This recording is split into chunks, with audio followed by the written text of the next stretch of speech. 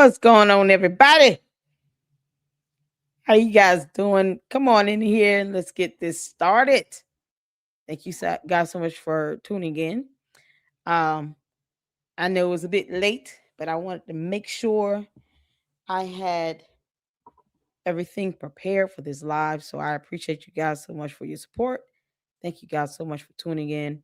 We have some videos we need to check out, and two of them being Turkey Tom. So we're finally going to get to the analysis that he did on Tyler Robinson. And then there's a clip with hey Francisca, how you doing? There's a clip from Paramount Tactical. I think it's like an 8-9 minute video clip where he kind of gives us a synopsis of what was discussed in their interview with in his interview with Alex Jones. So y'all know how I feel about Alex Jones. He's not like the best person on earth. But as far as somebody really, telling the truth on Candace Owens, he's probably one of the best. I mean, everyone can, but the fact that he being one of the biggest conspiracy theories ever that cost him money. And he's even saying this is ridiculous with Candace. Candace, girl, you have her. You cannot, you just can't escape at this point what you're doing. It's awful. So we're gonna get to it. I've got some milk bar to start off, and S File sent me a video from was it the story box of another content creator who literally said Candace does not put out the facts. You would think these cult members, if they're gonna sit here and simp, and this content creator is a whole grown man. And so Storybox did a video about him. I've never heard of him. His name is Jesse on Fire, with Fire, something fire. Something fire, Jesse something. And just the fact that he says this as if he's helping. It just, So yes, we're gonna just take that and run wild with it. Might as well. It doesn't stop Candace from lying like hell. Girl, your own co-members are saying you don't put out facts. It's just like her saying she's an alien. We're going with that. You can't make this up. Good evening to all of you all. Happy Friday. We made it. It's raining in my area, so it's just going. Oh man, I'm gonna get some good sleep tonight. I appreciate all of you all for tuning in. As you can hear, my voice is just exhausted. It's been a good 2 weeks, but definitely need to catch up on some sleep and some rest. And I wanted to make sure I go live because I've been trying to get these Turkey Tom videos in, for at least the past week. And so many of you guys recommended that we check that out because he does a good deep dive on Tyler Robinson, and it'll get us a little bit of a brain break, kind of prepare us all for what's to come when Candace goes live on YouTube, because she keeps going live everywhere else, but not in YouTube. Candace, the clown stuff you do, it's just at this point we have to laugh at you. Why is she all over social media but not on YouTube again? So yeah, tomorrow we have to check out her Facebook live. I don't know if it was Facebook, Instagram, whatever, but she never posts those live streams and videos to YouTube. And so, the good people are here on social media because the internet is undefeated, Candace. Do take the time to take those videos and upload them to YouTube so that we can all check them out and see what's going on. I'm here to debunk. Yep. So, and of course, we still have to go over the federal lawsuit filed against her and several others regarding this fraudulent meme coin, that pump and dump scheme. Candace, you got involved in. Can't make this up. So thank you guys so much. As you come in, make sure you guys hit the like button and subscribe to the Lady Luck Club. We are on our way to 50,000 supporters, and I would love to hit that goal by March 31st, which is my birthday. So that would be just an absolute blessed birthday gift, and I just cannot do this without you all. I literally cannot watch Candace without you all. I tell people, I say I can't, I literally cannot watch, even if someone has a video with her in it. Even if I just do a snippet, it's just like, oh, I have to go live with this because we all need this emotional support. We all need the support. We need to have each other's backs because I can't watch it by myself. So Milk Bar did a fantastic short here, as always. And we're gonna check that out and we're gonna go through um the story box and Turkey Tom, Paramount Tactical. So we have a great show lined up. Thank you all so much. Make sure you engage in the chat. Be respectful. My mods are only gonna say it once. And I encourage people to ask questions and give commentary. Bots are going to be bots. You know, they got that big Christmas bonus and now they don't know what to do. So they still copy and paste the same old thing over and over again. So if it gets to a point where people just get out of control with the disrespect, my mods know to put you in timeout. So just because you got the right to free speech does not mean we have the right to listen. We don't have to read your dumb comments. And the candy ass cult members are going to be whatever they are. They think they're helping and they're not. So I just found that tidbit be hilarious with this clown. So we're gonna get to that. Thank you all so much. Let's get some comments in. Francisca, what's going on? How you doing? How you doing? Y'all hit that like button on your way in. Thank you so much. Mama Sage, hey y'all, how you doing? Happy New Year to all of those that um did not catch my last live stream I did. It was kind of like over New Year's evening and then went into New Year's Day. So yesterday hung out with one of my best friends, I can say, from college. And she came down, and so we had, just a good time, just hanging out and getting a brain break, if you will. So hopefully you guys do the same. Let this new year be the year you bring in, just other content, absorb information, go to content creators that are informative, learn something new every day. Candace, the word of the month in the Lady Luck Club is hypocrisy. I'll leave you to that. Hypocrisy is the word of the month in the Lady Luck Club. We went from evidence to hypocrisy. So thank you all so much for tuning in. Proud Liberal says, what's going on? Love, happy new year. Happy new year to you too as well. Wyoming gal. Shout out to my moms. Thank you all so much for tuning in. To Francisco, Wyoming gal. I have the best mods on YouTube. Saint, I still got to make you a mod on the other channel. I do have a second channel. It's the Lady Luck Club with Sweet Tea. And so I am definitely going to do a live for that second channel this weekend. And hopefully you guys will join me there. So it's going to be just one of those, if you're going to gossip about things, you might as well do it. But I would rather that be the second channel because some people just, they don't care for the what's going on on the YouTube street, so to speak. So that's going to be on the second channel for tomorrow. Thank you all so much for your support. What's going on, CC? What's going on, Saint? I got to make you a mod. I haven't forgot about you. Don't stop. What's going on? Everybody up in the bushes. Seven Native said Jesse and Fire is full of crap. I unfollowed him. I've never heard of him, so it'll be my first time watching any video of him saying something. I have no idea if he seems like one of those ones where he's simping for Candace. Then yeah, I can understand it because after a while that stuff gets old. You get whole grown men, and I'm not talking about the bots. I'm talking about real human beings that are in this code, simping for her, and they just repeat her talking points. You got to imagine if these idiots that were actually married, how their wives would feel about their husbands simping for Candace Owens. Doesn't make you look better or manly. You can't make this up. So yeah, I can imagine. Let's see here. Let's get some more comments in. Just want to make sure everybody speak to everybody.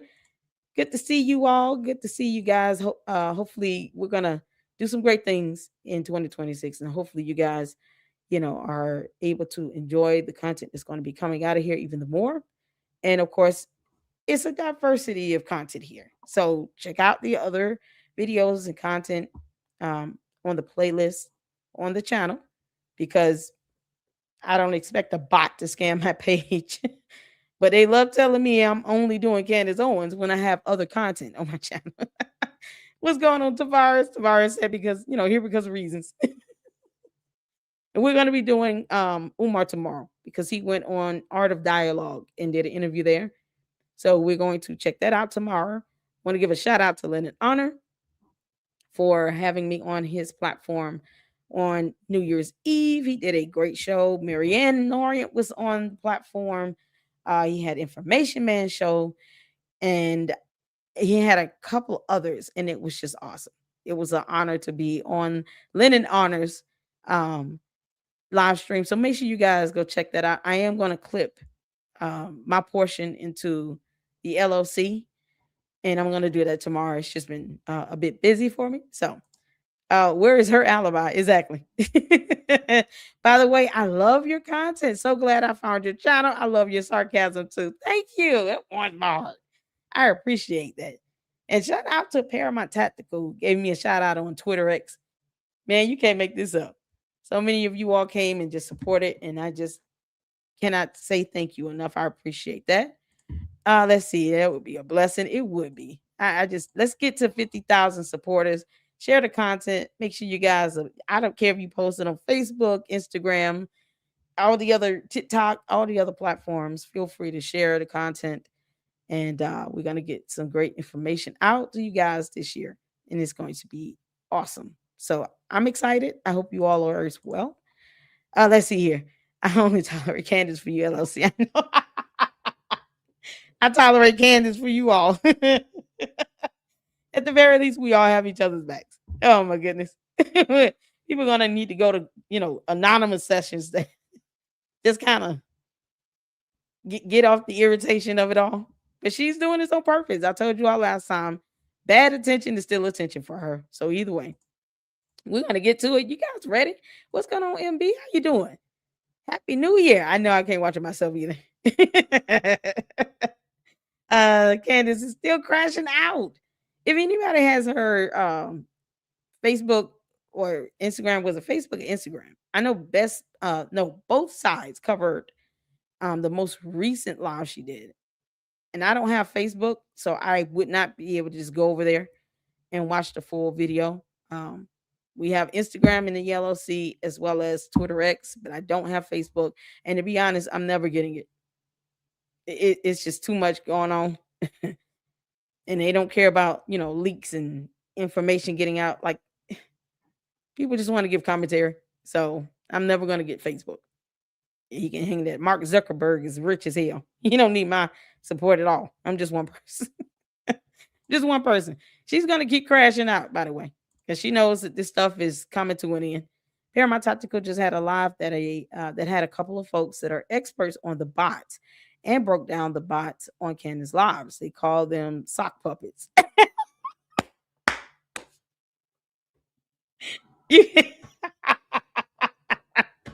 Candace, you got sock puppets. Repeating your BS. Sock puppets. Girl. And then you got this Jessie on fire saying that she is not putting out facts. That's not her goal, I guess. Is she gonna go off on him like she did Evan Kilgore? You can't make this. Oh my God, sock puppets. Yeah, that's something else. Sock puppets. Yep. Yeah. Exactly right. Candace is not new to that. The aspect of her having bots is not a foreign concept because you need bots to push out fake meme coins, which is there are some videos on YouTube where you can actually see others kind of go through the steps of creating fake meme coins and then creating bots to push out this meme coin to get your actual base, your platform to buy these stupid meme coins. So if she being named in a lawsuit participated and aided in that, the idea of her having bots is not foreign. It's something that she knows she has bots. And she's probably had them for a very long time. Because Candace does not put out facts. That's coming from her, from the Candy ass cult member. So they're admitting to what she does and does not do. It's funny. You can't make this up. Let's see. Oh, I got a couple supers. Thank you, Proud Liberal, to you for the $2 super. Missed it. I'm catching up. Happy New Year, love. Thank you so much. Happy New Year to you as well. Shout out to my mod. Shout out to my mods, Wyoming Gal, giving me the $10 super. Thank you so, so much for your generosity. I appreciate it. I'm still waiting for the military to admit their involvement. Candace said that they would offer Mitch interview. Candace, you, Mitch, and all your cult members can remain in your alternate reality. Please do not come back to Earth. Return to Cinder. You can't make this up. Military is not stunned Candace Owens. She the narcissism is like on steroids. Plus, PCP, angel dust, and everything else in between. Candace, no one is interviewing that idiot. No one is going to sit here and interview Mitch Snow from the military. They don't care. They don't even care about what the hell you doing. This is crazy. The military interviewing him. Why? He won't even file a lawsuit. I'm sorry. Did anyone come across a lawsuit that he filed against any government agency? Yes, we are live. We're live. Did anyone find any court documents at all, aside from what I've been able to find in my research, that was dismissed for failure to prosecute? Has anyone come across any documents where he's suing any government agency, including the military? Because I haven't come across that. So the fact that, once again, it does not justify the fundraising, the idea of him getting $250,000, and the military is certainly not going to fool with this idiot unless they want to investigate him for all of this, buffoonery and fraudulent nonsense he's putting on. He could have told Candace no, but obviously they had a conversation before they did that show, because Candace, we can do the same thing, girl. Obviously, you thought there was a paper trail of payments from Club Descent. There wasn't. You can't make this up. All right, y'all, let's get to it. Everybody speak to everybody. Thank you so much. Divas, how you doing? Nice play on the name right there. I appreciate that. That's good. Proud Liver says awesome. Way to go, Paramount Tactical. Sports says, if the US is so great, why did they create USB? What does that mean?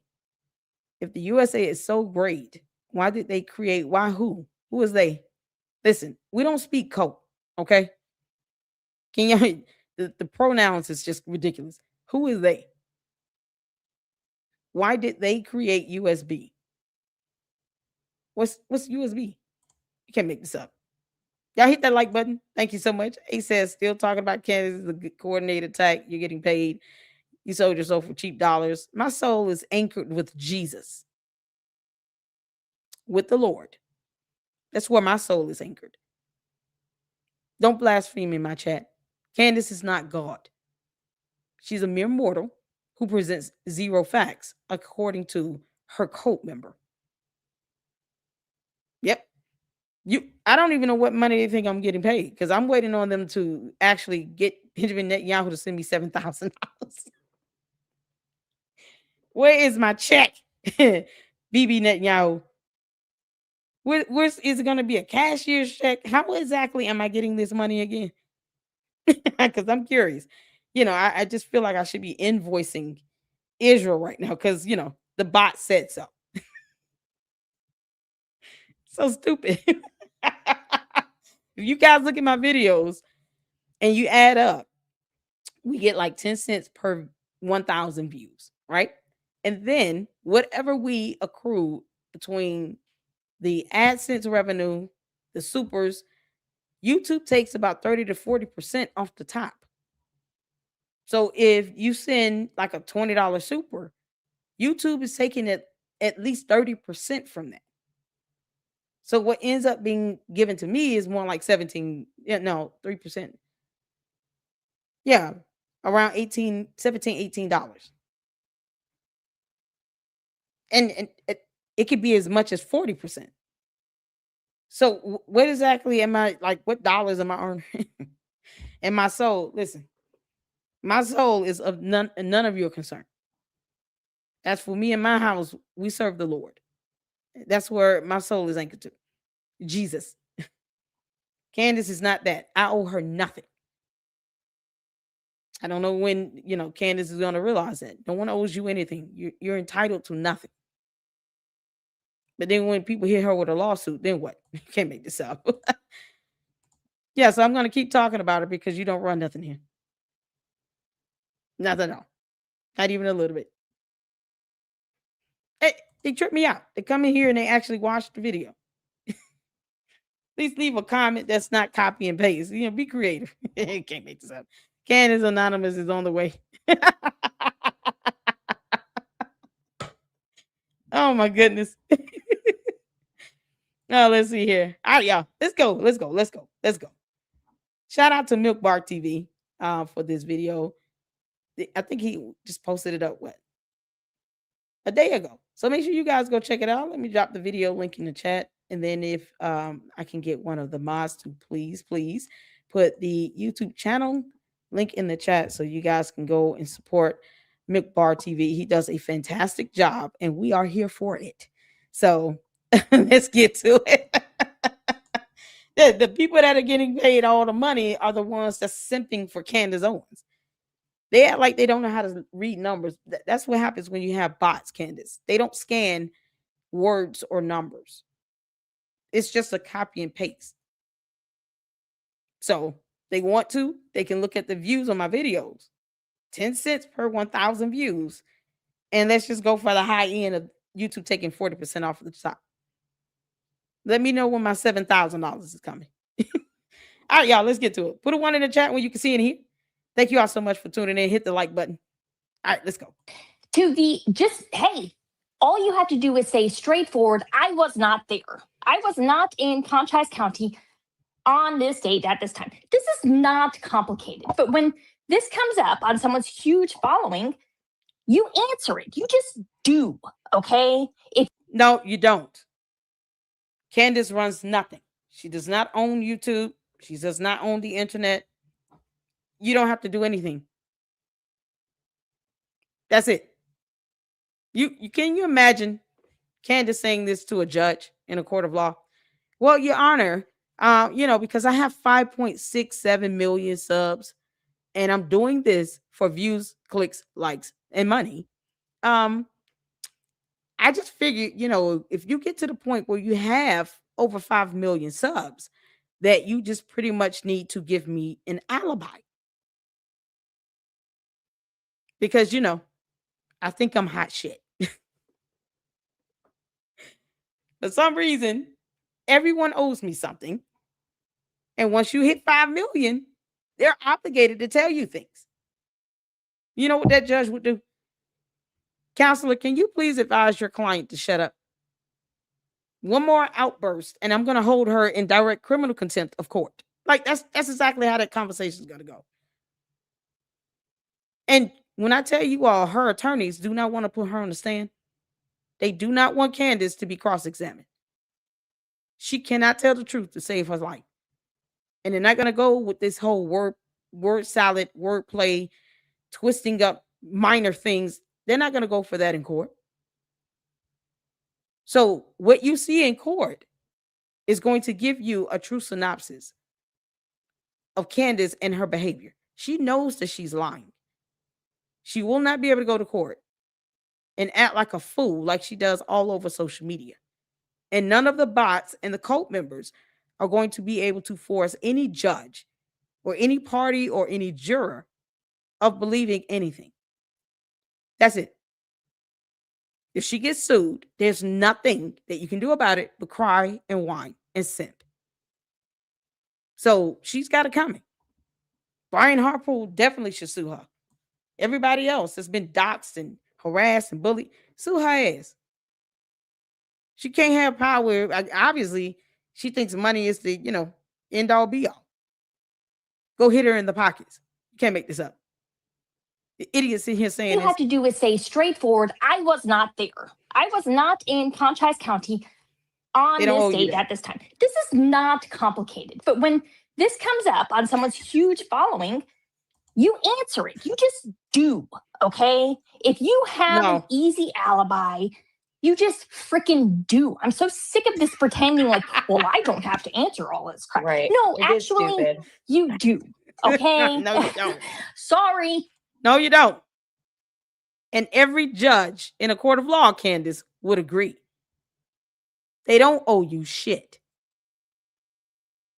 Yeah, I'm trying my best not to cuss so much. But it's the arrogance of it all. This is not a dictatorship. This is not some sort of authoritarianism. This is not a matter where Candace Owens is the queen of the United States of America. We don't condone a monarchy. We don't condone dictatorship. Take that BS out of our country and go somewhere else. Why won't Candace just go start her own country in another continent? Just go full-blown Jim Jones. The least you can do, Candace, is take your cult members with you and you guys go and spend all your money on creating your own little commune, start your own country, and the United States of America will leave you the hell alone. We wouldn't even care. But when you're here on U.S. soil, you have other citizens that have the right to free speech and expression. They have the right to maintain privacy in their life. There's a reasonable expectation of it. And they don't owe you a response. They have the right to ignore the hell out of you. That's it. The arrogance of this. But yet you talk about her impersonating a federal investigator or a criminal investigator. And they want to sit here and get in an uproar. No, we got laws. Whether she follows them or not, she's going to continue to get punished when she sits here and does the things that she does and then expect people to give her an alibi. They're going to sue the crap out of her. Bottom line. Just take it like a champion, Candace. Right. No, It is actually, stupid. you do, okay? Sorry, but you do. They can deserve the scrutiny they get in sorry, you return gotta for hit not that giving lawsuit. those answers, right? The suspicion that comes with that's part of not giving those answers. So it's a They don't owe two-way you that. exchange. I totally agree with you on that. Okay, so if they don't provide any alibis, then what happens? Does this just stay open-ended and then it keeps being the main focus? Well, they did. That's the point. And that's why this is now, that's why I named this, why it suddenly really They matters, who? right? So if they had like kind of stayed out of it and we're like, well, I'm not even going to answer because it's so stupid, then we're like, okay, well. Exactly. See, I told you all. She knows what she's doing. She knows she can't force an alibi. And now she's trying to make it seem like, oh, they're stupid for doing it. You have people that are actually afraid of Candace cult members and the bots because they go after them, copying and pasting the same dumb comment with the same misspellings, by the way. You would think a bot would do a spell check. No. But it's nothing they owe her. This goes to show, no matter what you say and do, no matter what evidence you present, facts, photos, videos, whatever you want to post up to try to prove her dumb moot point is not good enough. At the very least, you would think you can just say that out loud. Nothing you can give me will be good enough. Okay, so why try? She's contradicting herself. Oh, if you're so dumb, then why do it? That's a good question. Why force them? Even better question. Why force them? You're coercing them to do it through cyber harassment and cyberbullying and doxing, being defamatory. Put out affirmative allegations with no evidence that can be proven false in the court of law. So if you want to be sued, Candace, then tell your little minions that, this is what you asked for. I'm sure they would, agree because they think somehow you're just going to have automatic subpoena power. This is ridiculous. This is proof that you don't owe her an alibi. Don't do it. No one owes her anything. I totally agree with you on that. Okay, so if they don't provide any alibis, then what happens? Does this just stay Nothing. open-ended and then it keeps being the main focus? Well, they did. That's the point. And that's why this is now, that's why I named this, why it suddenly And it really wasn't matters, good enough. right? So if they had like kind of stayed out of it and we're like, well, I'm not even going to answer because it's so stupid, then we're like, okay, well, maybe he's just wrong. And that would be what it was. He would just be wrong. He wouldn't be a liar because he was where he said he was, and the people that were there, and Captain Neff was whatever. But no, he lied about seeing Erica Kirk and Brian Harpool anywhere, whether it's in the base, the hotel, that Mexican sushi restaurant, wherever he claims he saw them. It would be false, and it can be proven to be false in the court of law. This is why Brian Harpool is talking about suing the crap out of you. I only hope he decides to name these so-called cult members that are her major biggest supporters here as co-defendants, because they can be named as co-defendants. You can't make this up. And she doesn't try to keep her biggest cult members from parroting her nonsense if it's not even factual. And people know they don't owe her anything, but they don't want to deal with the bullying and the harassment and the doxing, and they feel like they're just coerced and compelled to do it because they're trying to avoid all these cyber crimes coming their way. I'm going to keep calling it out to be what it is: illegal. It's unethical, it's immoral. And she's completely soulless. She doesn't care. So just as much as she does not care, and she won't even present evidence, by the way, Candace, we're still waiting on you to show us those 2 degrees. So since she doesn't care, then the people she's sitting here name calling, demanding alibis, shouldn't give a damn about her either. Ignore her. Stop doing this. This is proof she doesn't give a crap. They did give an alibi, so they do care, right? So if you have to give someone an alibi, it's because you don't want people to think that you're there. Hit the like button for me. There is an alibi is not needed if there's nothing to hide. So that's why it matters. I think that's why it matters. You can't make this up. That's why it matters. It matters because, they gave me an alibi. They could have literally made all of that up and be trolling you, Candace. Because you vet nothing. You don't vet your tips. You vet nothing. So they could be making some stuff up just to mess with your mind. And they're going to say, next time, don't come for me with that nonsense. Keep that to yourself. Yeah, I advocate for people to troll the hell out of her. All right, y'all. This is Storybox. And this is the video where he goes over. Guys, I couldn't help myself today. With this Jesse and Fire. Yeah, this guy here. All right, so make sure you guys check out the Storybox. If I can get one of the mods to please drop his YouTube channel link in the chat, I would appreciate that. So you guys go show him some support. He has a nice, huge following. I don't know how long he's been on YouTube, but he definitely has a nice support system in place. And many of you all watch, a myriad of content creators, which is good. It's a good thing. Because I just, I want to make sure I'm not alone when I say Candace is an alien. Can't make this up. All right. Shout out to Storybox. Let's get to it. Guys, I couldn't help myself today. Candy Owens's minions and generals are currently in major crisis mode, and they're trying their very best to defend Candy Owens, defend the indefensible while she's on holidays, right? That's one of their main excuses why Candy Owens hasn't actually admitted that Cabot Phillips is in the clear. And then also you had Diligent Denzian now saying that the metadata is you can change it. So what's the point of it? So that new narrative is now circulating. Oh, we demand that you guys give us the metadata, because if we have the metadata, that proves that you're innocent. But now they're saying that the metadata means absolutely nothing. So it still means you're guilty, guys. You can change it whenever you want. You're guilty by default. Like I said, doesn't matter if you provide an alibi, doesn't matter if you don't provide an alibi, you're guilty either way, especially to these people. I mean, Diligent Denzian is looking like an absolute fool. That's being nice to the dingbat. He's looking like a downright fool, an idiot.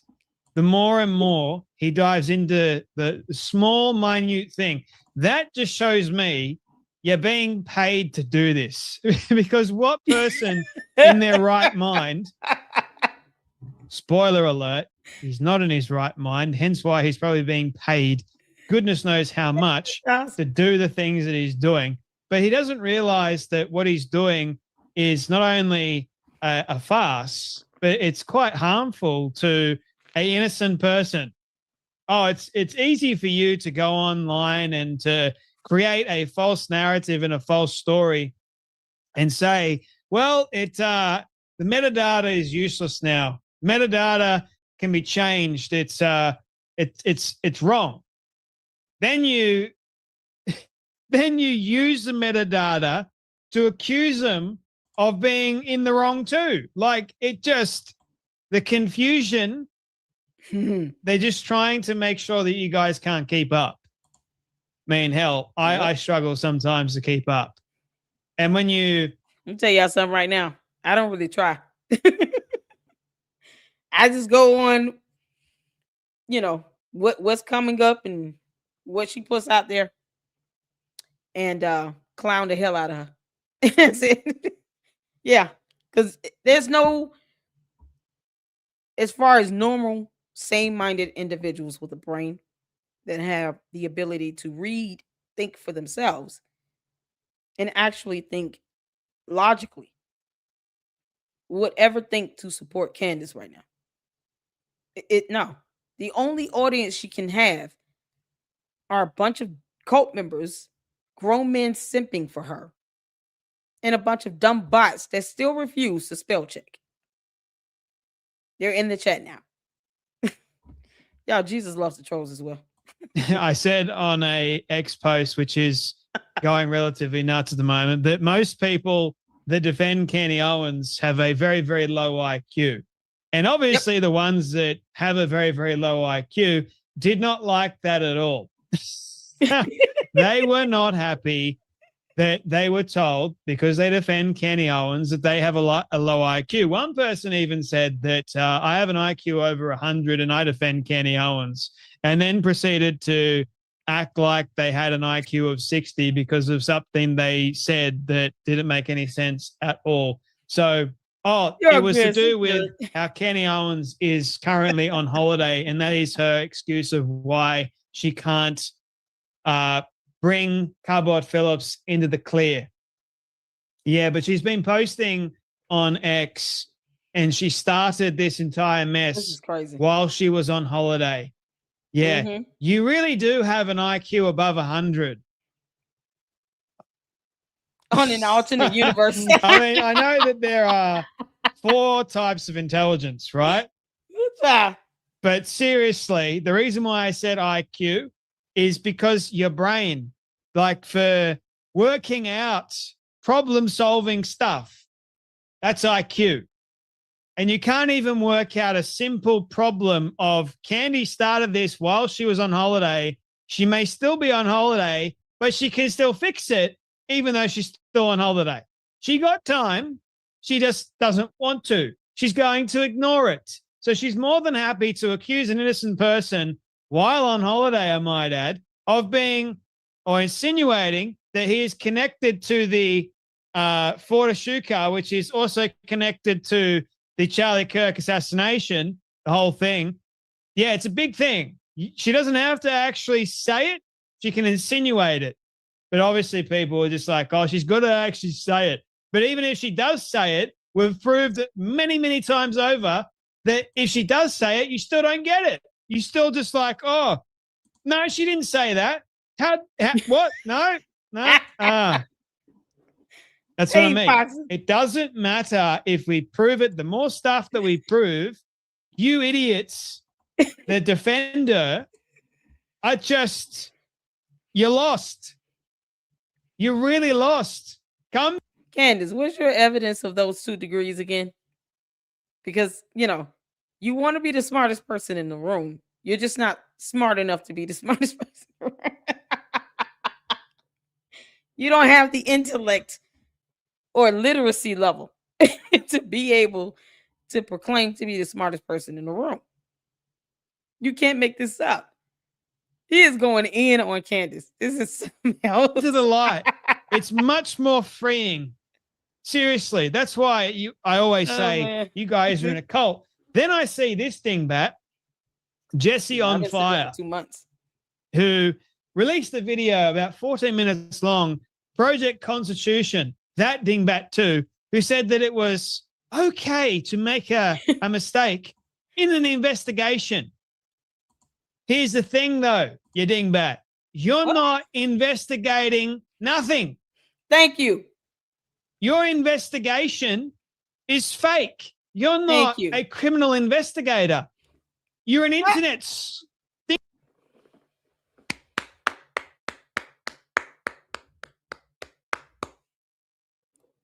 Oh man, do you all know how hard it is to have to? And I don't go out trying to prove anything to the cult members or the bots because I don't care about bots. I don't go out my way to try to prove anything to the cult members. Like I said, they've already shown that nothing you say or do is going to satisfy them. And we're not here for their satisfaction. Do not reduce your purpose in life to trying to prove something to Candace Owens. All these grown men simping for her is disgusting. And yet, Candace will not speak on an allegation from a grown man about George Farmer, her husband, that she has 4 kids with, inappropriately touching and putting his hands on another grown man. They won't speak to that at all. But yet, they want to demand alibis. No. Don't feed the trolls. You can't make this up. Storybox is awesome. She's not an investigator. I even pulled up the law and I posted it. I've done a video on it. I've done a live stream about it. She's not a criminal investigator. She's not a federal investigator. She's not anything. And she doesn't have the license or the certification, credentials, or even the education, the knowledge, the experience of actually doing true investigations. She won't even prove that she can Google. You can't even research the definition of endowment. You're not an investigator. You won't even look up basic facts about something. We got a whole internet at our fingertips. Dictionary.com, Britannica, encyclopedia.com. I mean, you can pick a plethora of websites that give basic information. And she won't do that. So how do we go from her not even Googling the word evidence or endowment or looking up when a 501c3 is supposed to turn over tax documents? Never mind 2 extensions they could get. This is stuff that she could just come across doing basic research. So she's not investigating a damn thing. That's like having a doctor operate on you. And then they tell you, I've never done this before, but I know what I'm doing. Because we don't know, but we know. And Candace don't know no good. You can't make this up. So if the cult members are willing to go to some doctor who got on her show and said, I'm a surgeon, I can operate on people, because doctor people matter too. Like that fool said, military people. Yeah, doctor people matter as well. And if you need your fingernails, or your toes decapitated, I take it off real quick. Don't ask me about my degree, though. Don't ask me if I've done this before. Just trust that I can amputate your big toe on your left foot. Never mind the credentials. Never mind the education. Never mind the skills, the experience, logic, wisdom, reading comprehension, simple mathematics. Never mind any of that. Let me operate on your big toe on your left foot. That's the same thing. The average reasonable person would be able to say the same thing. And the fact that she's giving this false, assertion of power or authority, and she's not licensed or credentialed to do so, that's what makes it an impersonation matter. If the average reasonable person is listening to someone or they physically see someone and they're conducting themselves like they're an investigator and they're going out of their way to say that they're an actual criminal investigator or a federal investigator trying to take the place of the CIA, just the inference alone is sufficient enough for someone to charge her with impersonation and be sued for it. This whole humiliation ritual with her. Prove to me that you've got 2 feet. It's, what do you mean? And then you send a photo of your feet to prove you got 2 feet. Then she's going to look at it and say, yeah, this is fake. There's no way this foot belongs to a human being. And it could be right there in front of her face. So to give her this stuff, and she still was like, oh, it's fake. It's Photoshop. It's this. Why your beard is 3 inches longer or shorter. Stupid stuff.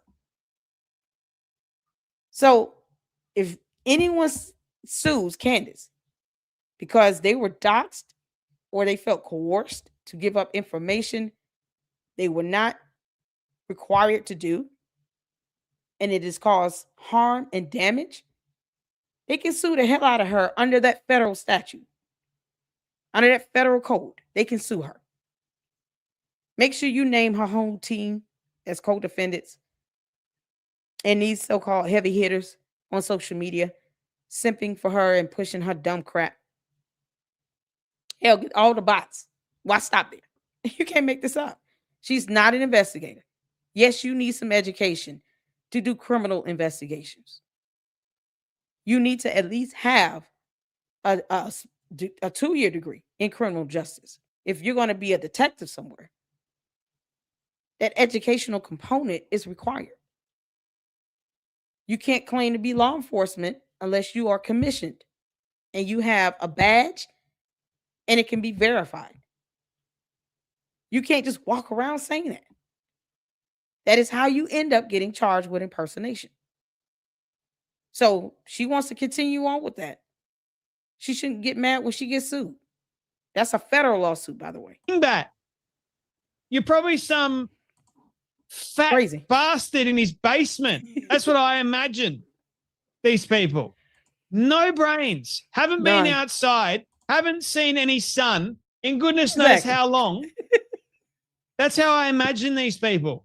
Oh yeah, that may be a little bit mean, but these people, no brains, or maybe they're being paid to do this. I mean, hell, I watched a video today of one woman that's quite famous over on X.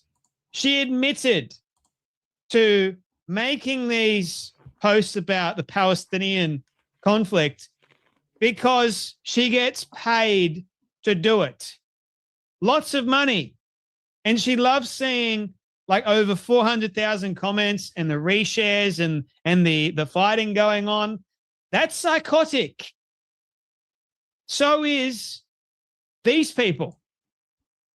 They're doing it because it gets them clicks, just like Candace. It's psychotic behavior, not because it's right, not because it's the truth, but because it creates drama. And here's what Jesse on Fire had to say about Kenny Owens' role and the shocking truth about Candace Owens' Charlie Kirk investigation. I'll say one thing. They do know how to do titles.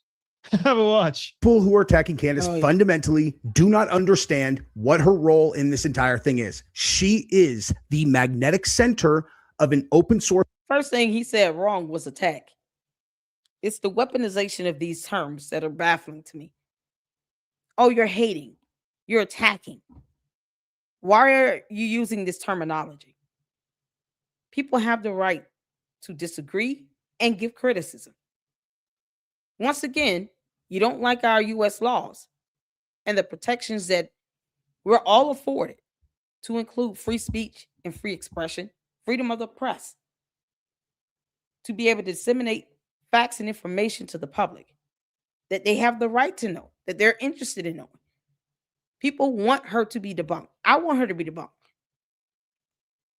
She can't even post up that FBI text message that she allegedly sent because of assassination attempt, blah, blah, blah, France French legionnaires, blah, blah, blah. She won't even file a formal complaint to the FBI. They don't demand that she gives any evidence whatsoever. And this idiot sitting here talking about, oh, people who are attacking her. No, we're giving our criticism. We're going to debunk her. We're going to put out the facts. We're going to put out the information. And you can kiss our ass as we do that. Investigation. She is not supposed to only put pure factual information on her show. She puts clues on her show. She has a tip line getting. Okay. So her clues are not factual. Her clues are not supported by evidence. If that be the case, cool. We will not take her seriously. He's literally proving our point. She doesn't put facts up on her show. And they think that rebuttal is an attack. No, the hell it ain't. I don't care what bots think or anything like that. But if you're a real human being and you live in the United States, the last thing you should want to do is infringe upon someone else's rights. And the First Amendment are the rights that we're all afforded. So we're going to criticize her. We're going to debunk her. Absolutely. All the way. Understand what her role in this entire thing is. She is the magnetic center of an open source investigation. She is not supposed to only put pure factual information on her show. She puts clues on her show. She has a tip line getting thousands of tips every single day. She does her best. That she doesn't vet. And she has a team allegedly. As opposed to her going through these tip lines and saying, because she's being trolled too. But as opposed to her trying to find some evidence to support this stuff, she just puts it out there. And then when she's proven wrong and she gets debunked, then she wants to get mad. We don't give a damn about her temper tantrum. Candace, you heifer. We don't care about your temper tantrum.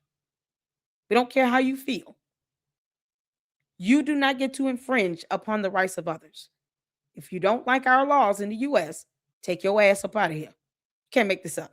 To vet the ones that come in, and then she puts those on her show, and then the community chases them down. It doesn't matter if you don't believe this one or you do believe this one. It's your responsibility to chase down the ones that you do believe, and you look in.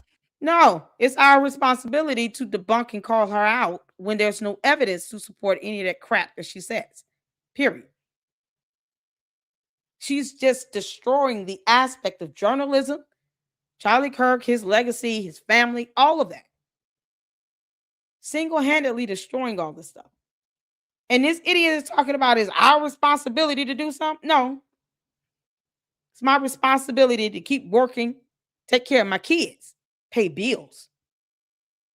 It's not a responsibility to prove Candace right. Especially in the absence of evidence. Remember that, Candace? In the absence of evidence, you're going to make assumptions. So are we. Laws don't tip in your favor over someone else. It's not how that works. These idiots don't even want to read the law. And then you share them with other people, and then they share them with Candace, and then we develop the case that way. We're solving this together. Stop attacking her. The only way that we allow this whole thing to fall apart is if people start fighting with each other over individual clues. We are an open source detective agency. We've never had the opportunity to do this before. Okay. From this point forward, if people. Why? You have a platform.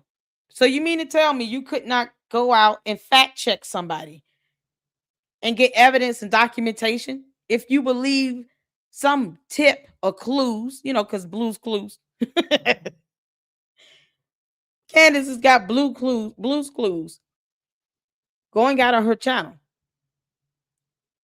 And in order for anyone to have a valid point about something, it has to be in her favor. We have to prove her right. Who the hell said that? Who are attacking Candace because she put something on her channel, they are blowing it. And people who are on Candace side, you're attacking people who did an investigation into a clue that she put on the platform. You're also blowing it. That is not what this is. What do you mean blowing it? Get the hell over it. If you believe what you're putting out to be truthful and factual, then why are you worried about someone debunking it? Because we can ask these dumbass questions as well. Who is this Jesse on fire? He's a clown. You're a grown man simping for Candace. What a simp. And they walk around here, women don't respect men anymore. No one is going to respect a grown-ass man that may or may not even be married with kids. And you simp so hard for Candace Owens, who's not your wife. Make that make sense? And now someone debunking her is blowing it. Why worry about us debunking something if you believe that you're putting out factual, truthful information? Why would you not make sure that whatever you put out, unless you're stating it as your opinion, but if you're calling it a fact, you need evidence. Why is that so hard? It's as if he doesn't understand the definition of evidence either. So once again, Candace narcissism says that she has to be the smartest person in the room. This is an example of what it's like for her minions, her cult members, to be dumber than she is. You know, because she has to be the smartest person in their cult. Supposed to be. She's doing exactly what she's supposed to do. Okay. If you took money to attack Candace, I guess that is that ship is sailed. Attack her all you want. You know, don't expect people to attack her all you want. Okay. We don't need your permission. Put a lot of faith in the credibility of things that you say going forward. Okay. Here, let me start by saying this. Alex Jones is going full throttle on Candace right now. He's like, he's going hard in the paint. He started off, you know, like he's like, Candace is my friend. I wanted to like reach out to her because she's going crazy. She's doing whatever. And bottom line is, even with that, he doesn't understand what Candace's show is and what it's not. Okay. It's a clown show. Candace Owens is a clown show. She's a walking, talking, breathing hypocrisy on steroids. Or meth, PCP, Angel does. Correct. Correct is wick. You can't make this up. He said you can go out and attack all you want. Okay. Thank you. Here. We are an open source detective agency. We've never had the opportunity to do this before. Okay. From this point forward, if people are attacking Candace because she puts something on her channel, they are blowing it. And people who are on Candace's side, and you're attacking people who did an investigation into a clue that she put on the platform, you're also blowing it. That is not what this is supposed to be. She's doing exactly what she's supposed to do. Okay. If you took money to attack Candace, I guess that is that ship is sailed. Attack her all you want.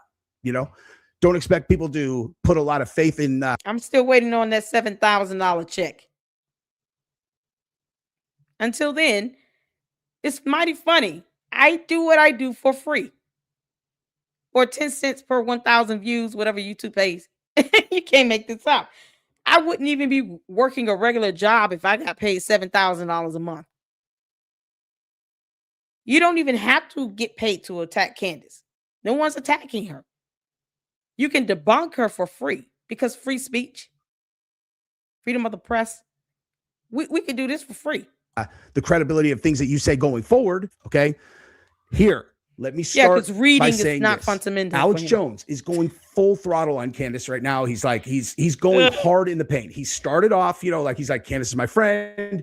I wanted to like reach out to her because she's going crazy. She's doing whatever. And bottom line is, even with that, he doesn't understand what Candace's show is and what it's not. Okay.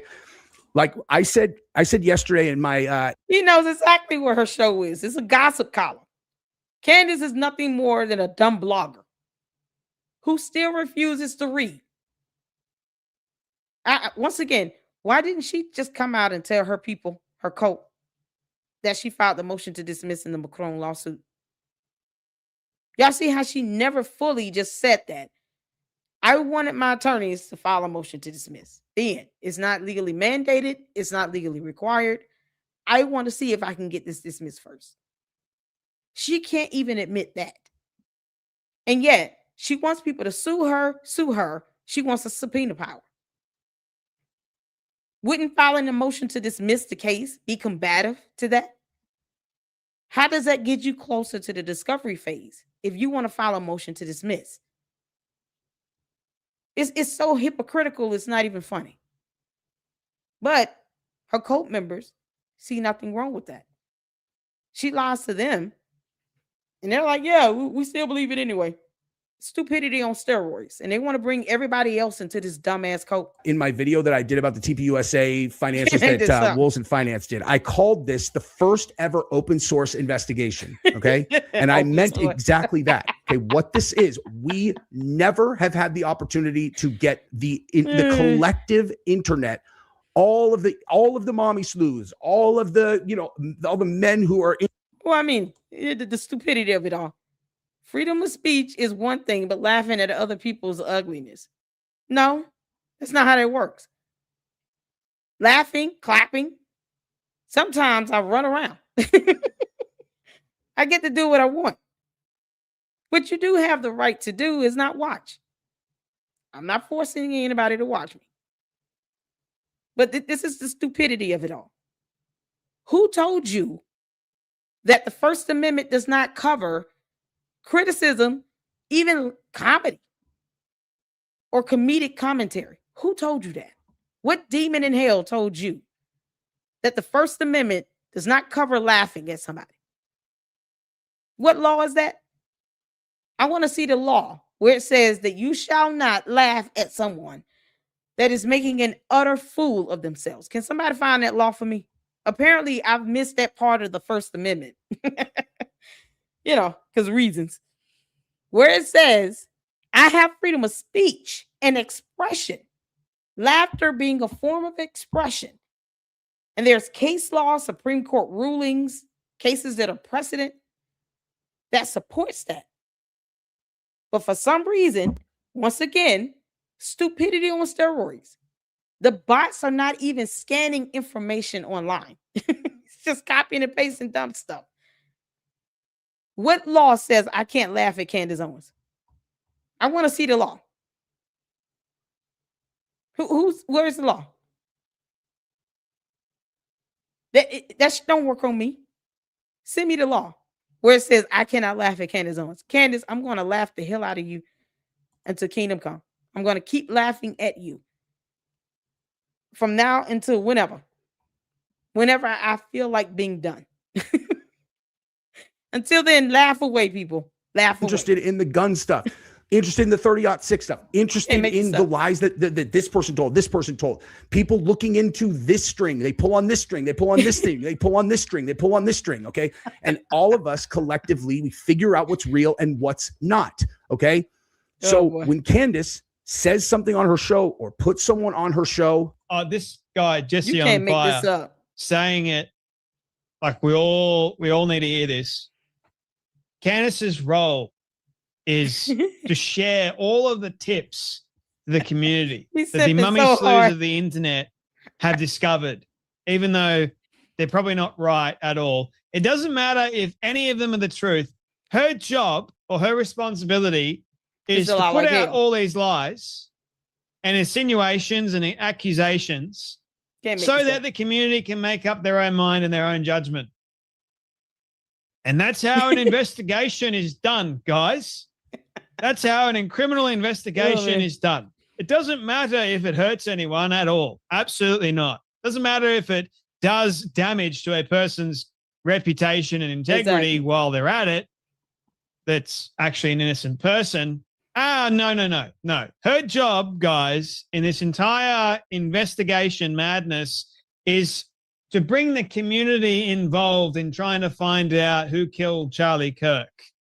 It's the first time this has ever happened in the way that it's actually happened, guys. Why don't you let the cops do their job? Oh, we don't trust the cops. We need community justice, man. We need the mummy sleuths of the internet that can do a much better job than the cops can. Right. No, you can't. You can't. You guys are not trained at all. Maybe these people have read a couple of books or watched a couple of movies, and that gives them license somehow to go, "Hey, vigilante justice, man. I'm going to go out there and accuse an innocent person. I'm going to look at a magazine, and that magazine date or a person's beard. I'm not imagining things, man, but it must mean that they're involved." Yeah. Or, reasons. I won't get everything right in this investigation, guys, but by hell, I've got 4 people on my team, and we're going to do a very good job at best. While she still fails to read, Candace. This is what the Egyptian planes, all this stuff. This is what happens when you let the dogs get into the chicken coop. You can't make this up. Wyoming Gal says, I'm not sure this open source investigation is working out well. I think it's great to do the research. I like that. But Candace uses only what holds with her opinion. Exactly. She's only going to put out that supports her dumb moop talking points. None of that shit would ever hold up in court. That's the thing. None of this stuff that she's talking about, these so-called photos, whatever proof evidence that these other fake wannabe investigators think they're doing, none of that would hold up in the court of law. And she is going to continue to F around and find out. So, Candace, what good does it do for you to get all of this money only to have to pay out a judgment where you end up in the negative? And we all know you're not good with money. Brexit is a prime example. You let that sink to 1.7 million in the hole. And TPUSA came and they took over and bailed you out, basically. They acquired it. And for what? And this is what it comes down to. You relentlessly lying on TPUSA as a whole or people there individually. And Charlie Kirk did not have to acquire Brexit. He could have just let that float out to the wayside like Kanye did with Parler Inc. He didn't pick up and buy Parler Inc. And to an extent, as dumb as Kanye here West can sound sometimes, he dodged a bullet. Good thing he did not take on Parler Inc. He dodged a bullet. Anyone can see through the nonsense that Candace is doing.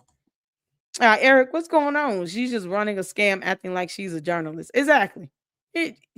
Impersonating investigators. That's a crime. It's a felony. It's so ridiculous. Dana said, S-File said, shout out to my moms. Thank y'all so much for tuning in. Hit the like button for me. Dana, yeah, anyone still seriously following her has some issues. She's done so much harm. Exactly. Yep, we're going to continue to laugh at her.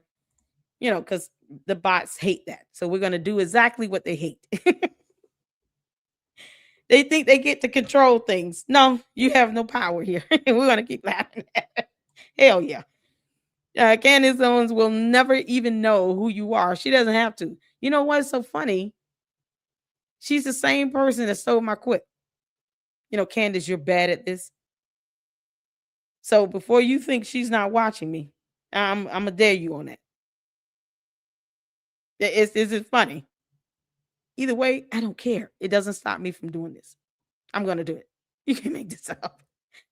You can tell Candace didn't understand the Egyptian plane stuff. She did a horrible job trying to explain it. Funny thing is, she knows she's not a pilot. She doesn't deal with anything in aviation. Candace has not even shown proof that she majored in journalism in English. Because Candace, we all know aviation would be difficult for you. Reading an instrument or data from an FDR will go over your head. You can barely do math. Yeah,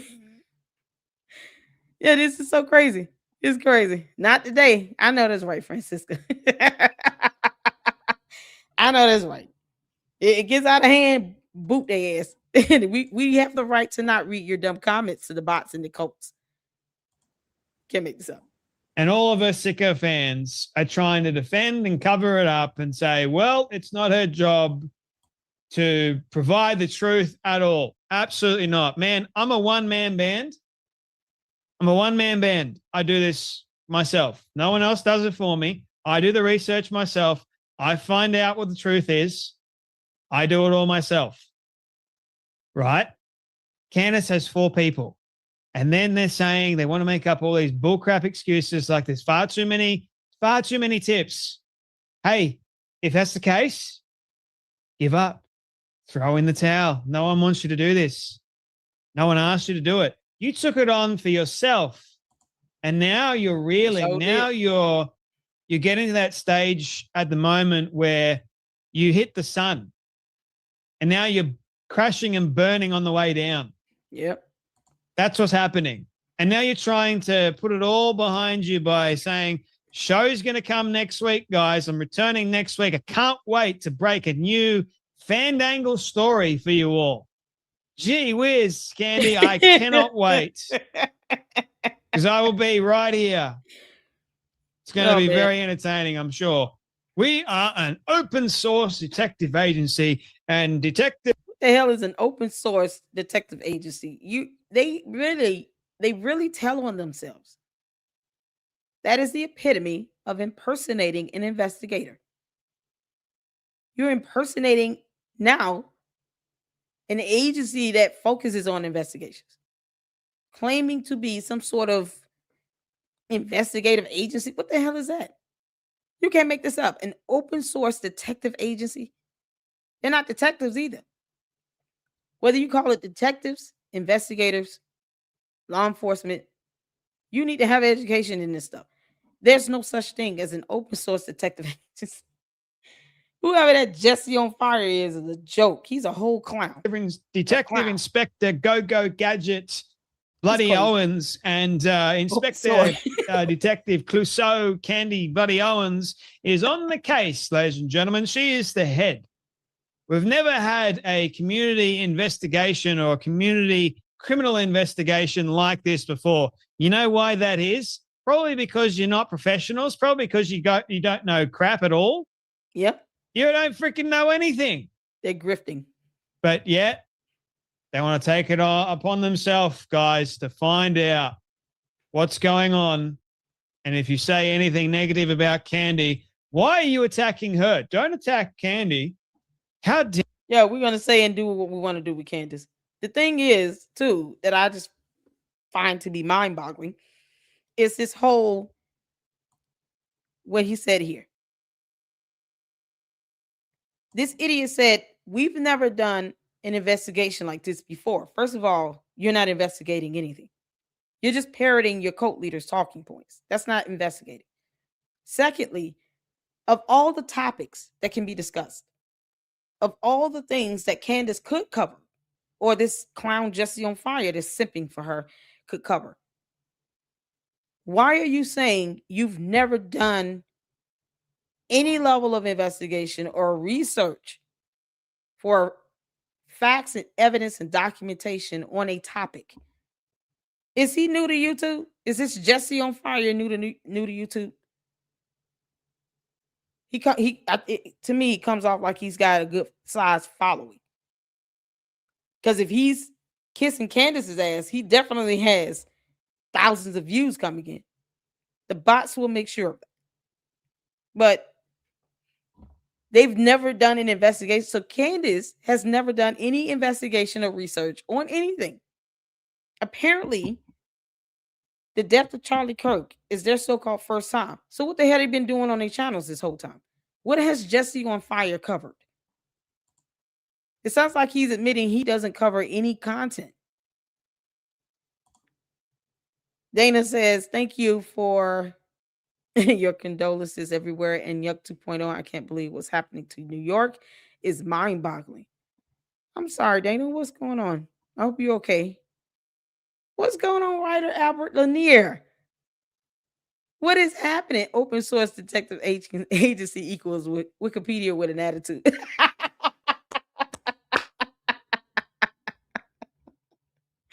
Wikipedia with an attitude.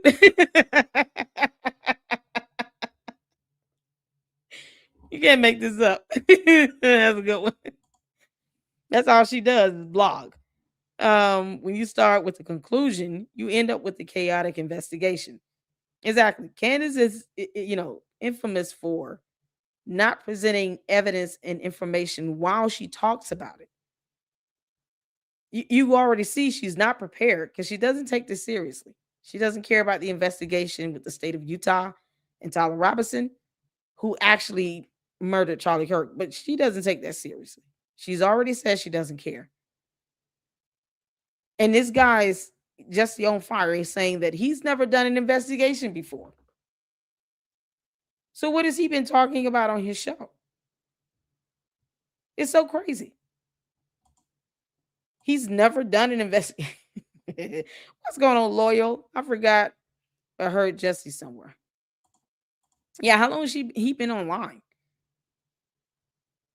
I'm okay. I was talking about my cousins on that, but oh, I'm sorry. I'm sorry. I can say one thing that many of us have lost someone we knew. And my heart goes out to those babies. You had people there that were just innocent. But my condolences to you, honey. Let's see here.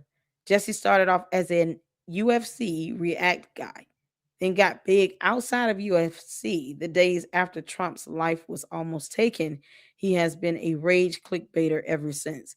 Oh, okay. So he still does not investigate or look up information. Got it. No wonder he's saying that. It's like he's selling on himself. What's going on, Mirror? How you doing? Shout out to all of you all. Thank you all so much for tuning in. Make sure you hit that like button. Let's get through. Ladies and gentlemen, she is the head. We've never had a community investigation or a community criminal investigation like this before. You know why that is? Probably because you're not professionals. Probably because you don't know crap at all. You don't freaking know anything. But yeah, nothing, apparently they want to take it upon themselves, guys, to find out what's going on. And if you say anything negative about Candy, why are you attacking her? Don't attack Candy. Oh, How no. dare you attack Candy? Because her responsibility is just to share all the tips, man, that the community has sourced. If her community is so powerful, why couldn't any of them find any evidence that France and Israel had teamed up to the tune of $1.5 million, finding that bank statement, finding the two assassins that allegedly tried to kill her? The payments. Why couldn't they find any evidence of that? Why couldn't the White House find any evidence either? And they're like the number one source of information. They know everything. Crazy. Because it didn't happen. That's why. Good job. Simple. Mm-hmm. And the other thing is, if the community investigation into who killed Charlie Kirk is so great, why has it taken almost 4 stinking months for them to come up with nothing? Who's your prime suspect? Yeah. Oh, Erica Kirk. Charlie's widow. I sure do, Dana. That's exactly what I was saying. She put that tweet up, that post up rather, talking about, oh, obviously there's a paper trail. I've been told by some high-ranking French government employee, payments are being, or transactions are going from Emmanuel Macron to Club de Sant. All in an effort to somehow think about Candace for 2 seconds and then talk about wanting to take her life for some reason. And yet she never filed the formal complaint to the feds. You know, the same feds she doesn't trust. That is not spearheading the investigation in the state of Utah. That's how ridiculous it is. I mean, it's simple. They don't even demand that she gives evidence. If they were to do that, they would see that she would not have any to present and go from there. But they just let her say and do what she wants. It's crazy. Which you have no evidence. None. At all to prove that she did in fact kill her husband. That's your prime suspect. Who else is your prime suspect? Oh, Turning Point, the entire organization. Get this through. TPUSA needs to sell Blexit. And just like this comment here, Dana, you're absolutely spot on. Don't forget, people, Candace said, you know, they can just put me on the payroll. I'll be their PR. Why would you want to even put that out there and get on their payroll to do PR for them if you can't stand their guts? If you don't like the people in charge, if you are deep down jealous and envious of Erica Kirk, Candace is a real heifer. You can't make this up. Why would you want to be on that payroll? I'm not going to go work for some company. I'm sitting out here bashing and attacking, lying about financial issues, failing to put in file tax documents when that's not true. You put out all these lies about the heavy hitters in TPUSA and then TPUSA as a whole. Wolves in Finance can't define endowment. They have no idea what a 501c4 does. And yet she wants to be on their payroll to do their PR. And none of the dumb cult members even question that. Because they deep down, they see TPUSA and Erica Kirk as the enemy. They didn't even give her pushback on that. Why would you even make that statement out loud if you can't stand the company? No, they're not going to put you on payroll, Candace. I hope y'all remember these things she says, because words matter here. Shout out to y'all. All of you dingbats out there that are following this investigation and you are believing what Candace is saying, get this through your thick, stinking skulls. She's got nothing. She never had anything to begin with. And this whole entire notion of, we're going to make an investigation on tips alone that mummy slews of the internet are sending through to Candace, and she's like the glue that holds this all together. No, that's not how this works. This is never how things like this have worked. Let the police do their damn job and you shut the hell up. Simple, because you could get a mistrial and the real killer could end up walking free. And guess what's going to happen then? You don't get justice for Charlie, which is what you've been trying to do this entire time. It's taken you 4 months to get absolutely nowhere, and everyone's going, but she's just asking questions, Jay. No, she's just asking questions. She's not demanding alibis, but she wants them when she demands them, and everyone has to give it to her, but then she won't come out and correct the record. Well, they are giving me alibis. I watched Knives Out, the first one yesterday, and then I watched the third one, the latest one, the other night. And I noticed something very interesting. There is usually suspects, a couple of them. Yep. You have a prime suspect, which you can try and piece together whether or not that person was in fact involved in the crime or not. Mm-hmm. Do they have an actual alibi? It makes a big difference. But in Candace's world now, it's if you don't have an alibi, you're innocent. If you do have an alibi, you're guilty. But then it's just weird all around how people have got alibis in general. Have a watch of this. Like this will make your head spin, right? All you have to do is say straightforward, I was not there. I was not in Contreras County on this date at this time. This is not complicated. But when this comes up on someone's huge following, you answer it. You just do, okay? If you have an easy alibi, you just freaking do. I'm so sick of this pretending like, well, I don't have to answer all this crap. Right. No, actually. No, you don't. Once again, this is what the cult members are, brainwashed to believe. That's why I don't understand. Candace, anyone calling you the black female version of Jim Jones, you should own that, girl. You should own it. Wear that title proudly. Cult leader. Don't shy away from it. That's exactly what you are. You might as well own up to it. Candace Owens is a cult leader. She has brainwashed these idiots, and they're dumb enough to keep believing that someone else owes them an alibi. It could be a form of invasion of privacy and coercion. But because they don't read anything, then they get blindsided and they're mad when you say, I'm suing you and I'm going to sleep peacefully. So her and her dumbass mommy slews that are impersonating investigators and all these people in this call here, they're going to find out either the easy way or the hard way. Perhaps you should not lie on someone. That is not a good thing to do. And you can be held liable for damages. It doesn't even benefit anybody for them to be walking around here talking about we're investigators. We're criminal investigators. We have the benefit of that. What are you talking about? No, you don't. And this idiot is sitting here saying, well, they can just give her an alibi. No, they don't owe her. Stupid. You do. Okay. Sorry, She's but you agreeing with do. this nonsense. They can deserve the scrutiny they get in return for not giving those answers, right? The suspicion that comes with that.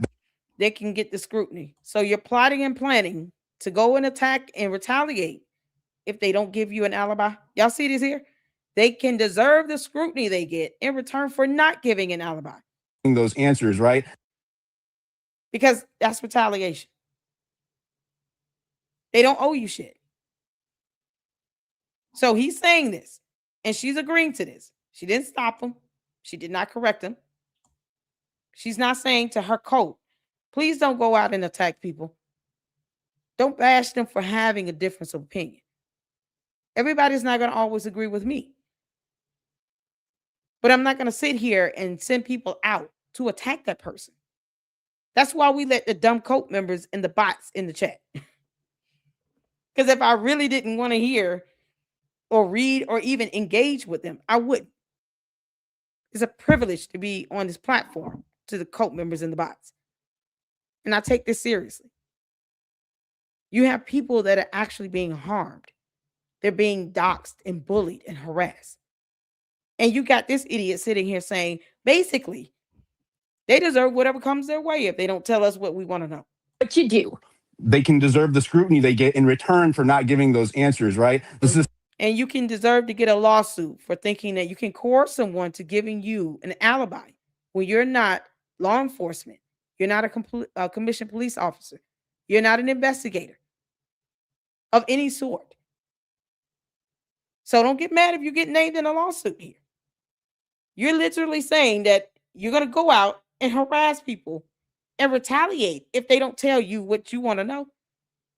It's so dumb. She's not correcting this guy. I'm going to play it again because, reasons. Alibi. You just freaking do. I'm so sick of this pretending like, well, I don't have to answer all this crap. Right. No, It is actually, stupid. you do. Okay? It's crazy. Sorry, but you do. They can deserve the scrutiny they get in return for not giving those answers, right? The suspicion that comes with that. Yeah, That's retaliation. part of not giving those answers. So it's a two-way exchange. I totally agree with you on that. Okay, so if It's they not. don't provide any alibis, then what happens? Does this just stay open-ended and then it keeps being the main focus?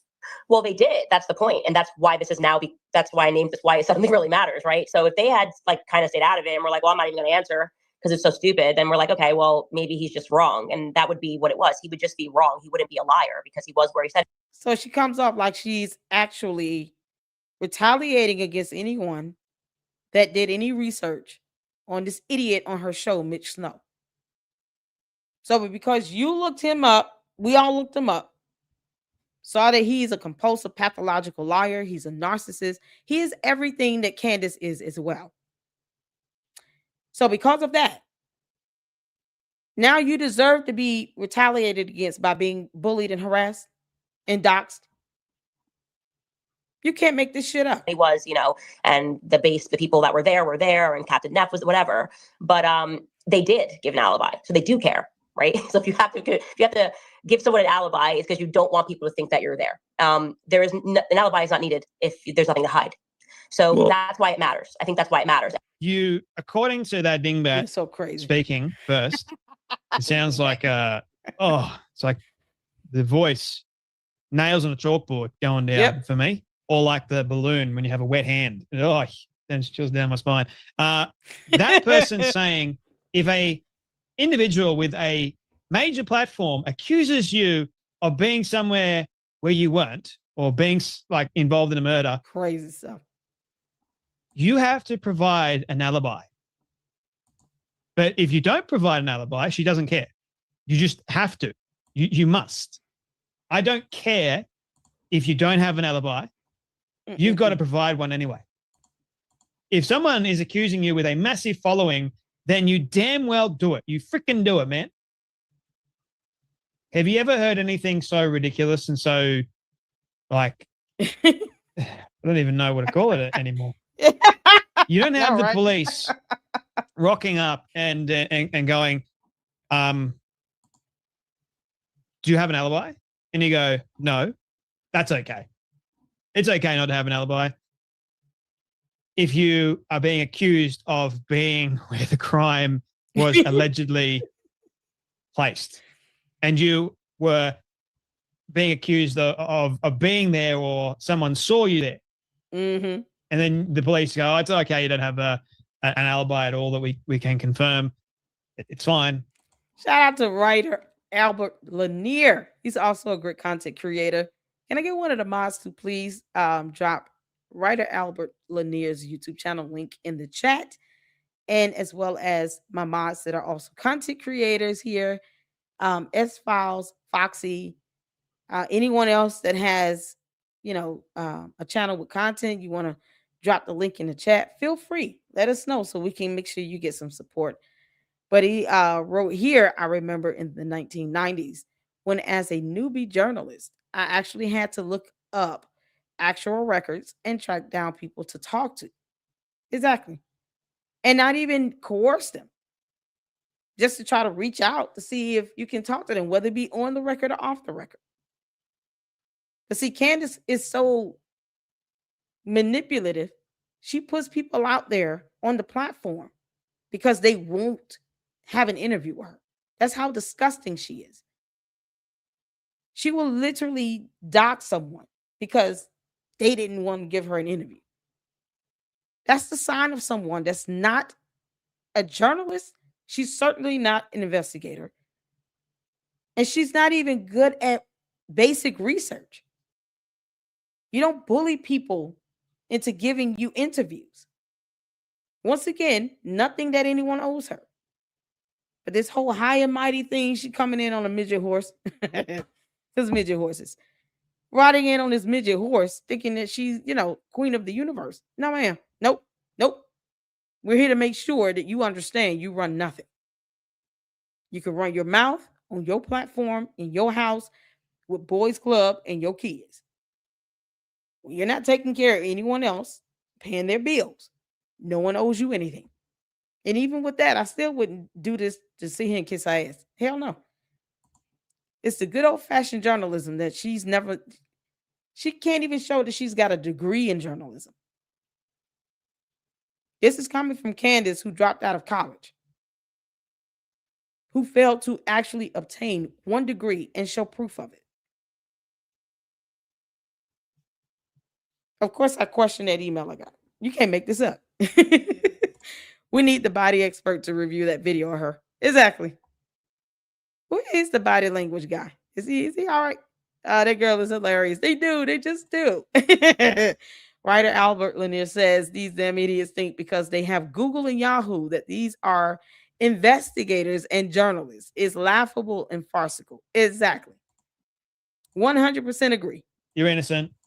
Free to go and not do a proper investigation. But on Candace's on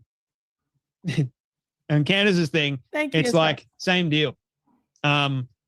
If I demand an alibi, you have to give me the alibi.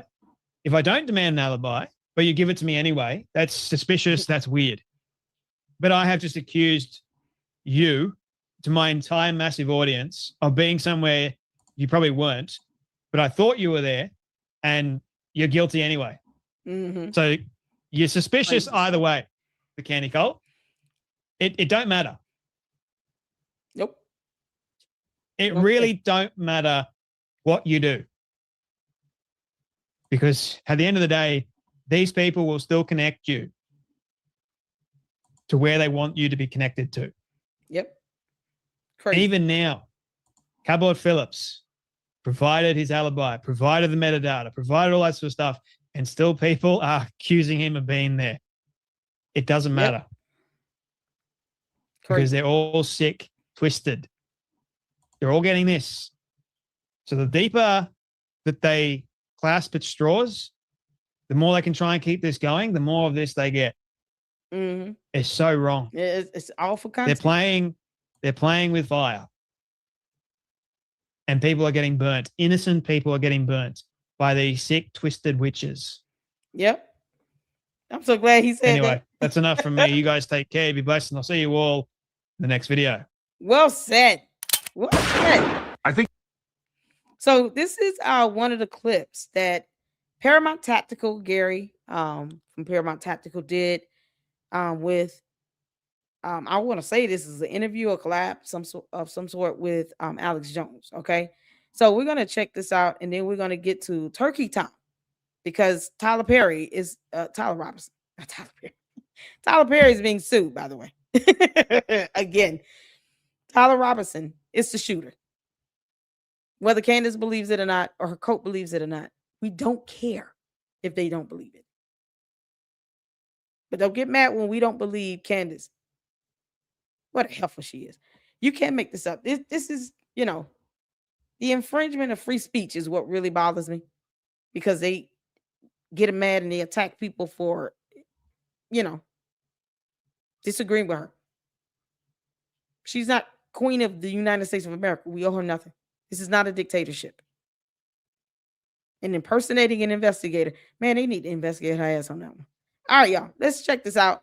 Thank y'all so much for tuning in. I appreciate all of you guys. Make sure you check out Paramount Tactical and show him some love. Hit the like button.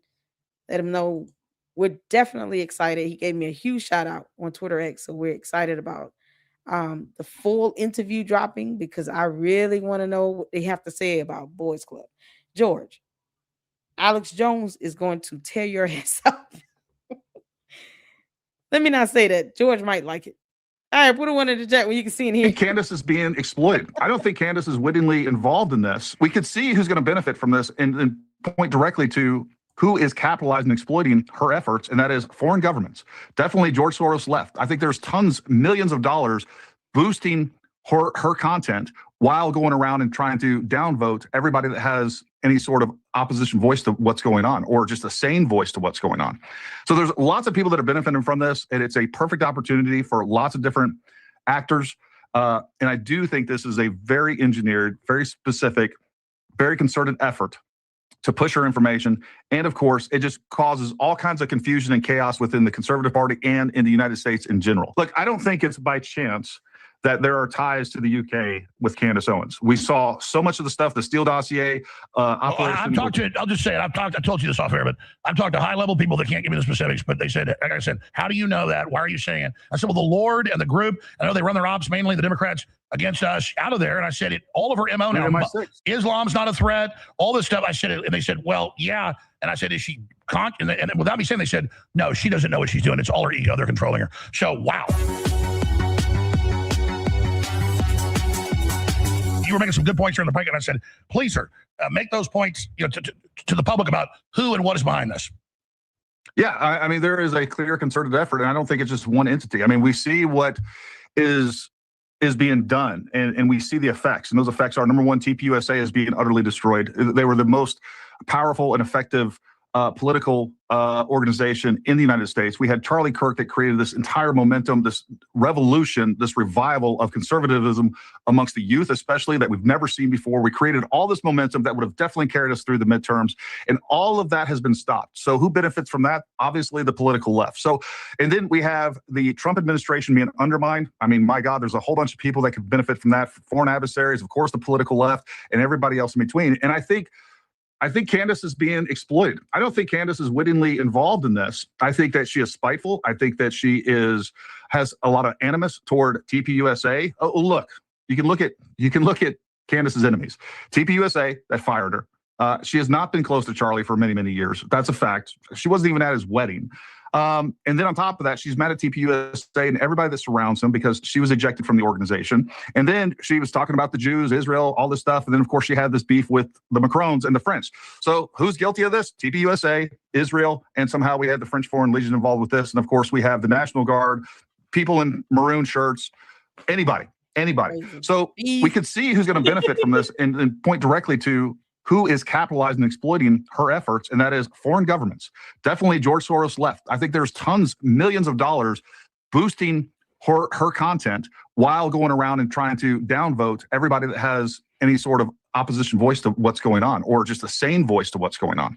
So there's lots of people that are benefiting from this, and it's a perfect opportunity for lots of different actors.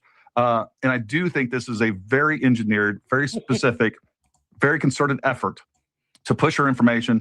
And of course, it just causes all kinds of confusion and chaos within the Conservative Party and in the United States in general. Look, the government doesn't the government doesn't deserve our trust. We've seen January 6th, we've seen COVID, we've seen the election of 2020.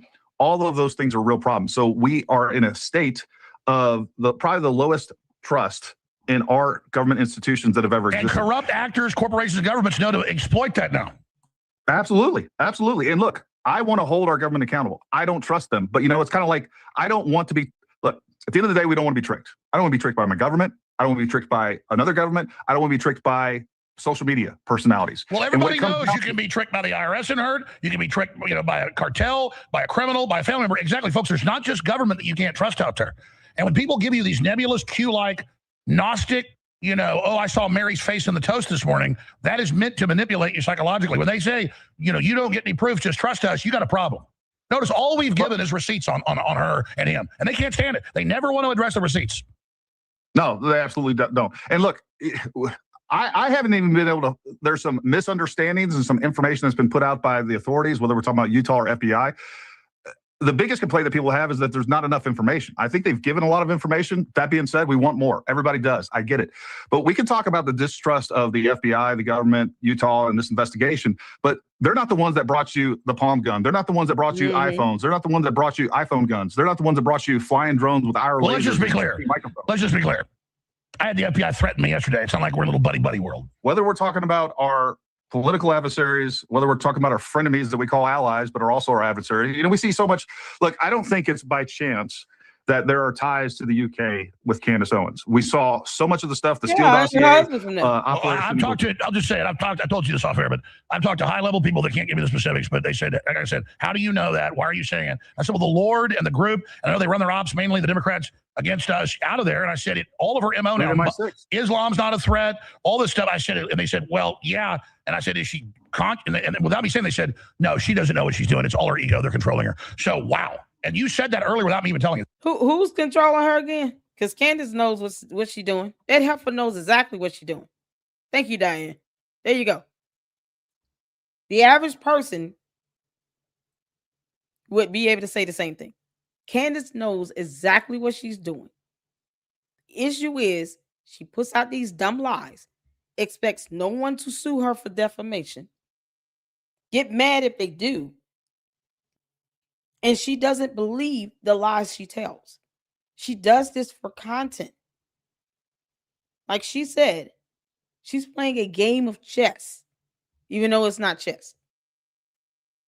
Her saying that, it's not something normal people will say. I'm playing a game. I'm not going to put out all the evidence I have, all the information I have. I'm playing a game of chess. No, she has no evidence. She makes these broad general statements that are vague and ambiguous, and then wait for someone to respond to try to confirm or deny what she's saying. And then she feeds off of that. So it ends up being a situation where people are telling on themselves, trying to prove something to Candace they don't owe her. An alibi. Captain Phillips didn't owe her that. And I honestly would find that hilarious if he still made it up. It's not like the cult is going to believe him anyway. They still don't. So why not troll her ass? If you're going to sit here and talk about here's my alibi, why not troll her? They don't care either way. There's nothing's good enough for them. But she knows what she's doing. She just expects everyone else to believe her lies. She doesn't believe them at all. And I don't know who controlling her. She probably has this, all these people backing her because she's saying the things they want to say. And she has this huge cult-like following. So it has sway on how people think and perceive things. But who's controlling her? I missed that one. It's so crazy. Candace doesn't even want people to go out and vote or actually join the military. She's so evil. Shout out to you, Billy. What's going on? Oh, let's see here. Melinda says, hey, gorgeous. Hope you're having a good night. Thank you. I am. Happy New Year. How you doing? Larissa says, Candace is highly intelligent. She knows which pieces to move. Can she move the piece where she tells us who shot Charlie Kirk? It's been 4 months. She said nothing. Can she also show us that FBI text message or the receipts of those transactions from Club Descent? I mean, whatever is so-called information she's sitting on, why is she withholding it? That would be very evil if she knows someone else out here is a part of it and she's trying to space this stuff out to prolong this content she's doing. If it's not about views, clicks, likes, and money and subs, then why are her cult members and these dumbass bots constantly reminding people that she has all these subs and views? They're confirming what we're saying. What's highly intelligent? Please don't make me have to Google the word intelligent. Don't insult our intelligence by saying she's intelligent when she herself said that she is American ignorant. Candace said that herself. She also said she's an alien. She says she's American ignorant. She doesn't know how planes work. She doesn't care about our U.S. laws, our Constitution, rights and protections of others. She don't give a damn about that. Candace would never be able to just fully recite the First Amendment off the top of her head. But she claims she has logic and common sense. Is it common sense to claim that you're living in an apartment for $3,500 a month that's infested with black mold, and then you file a lawsuit, hire the wrong type of attorney, and then end up having to pay a judgment out to a property management company because you failed to show up for court? You failed to show any damages incurred. You failed to show how it was reckless on the property manager's behalf. And then one of your so-called complaints is recurrent yeast infections and laser surgery. What kind of nonsense is that?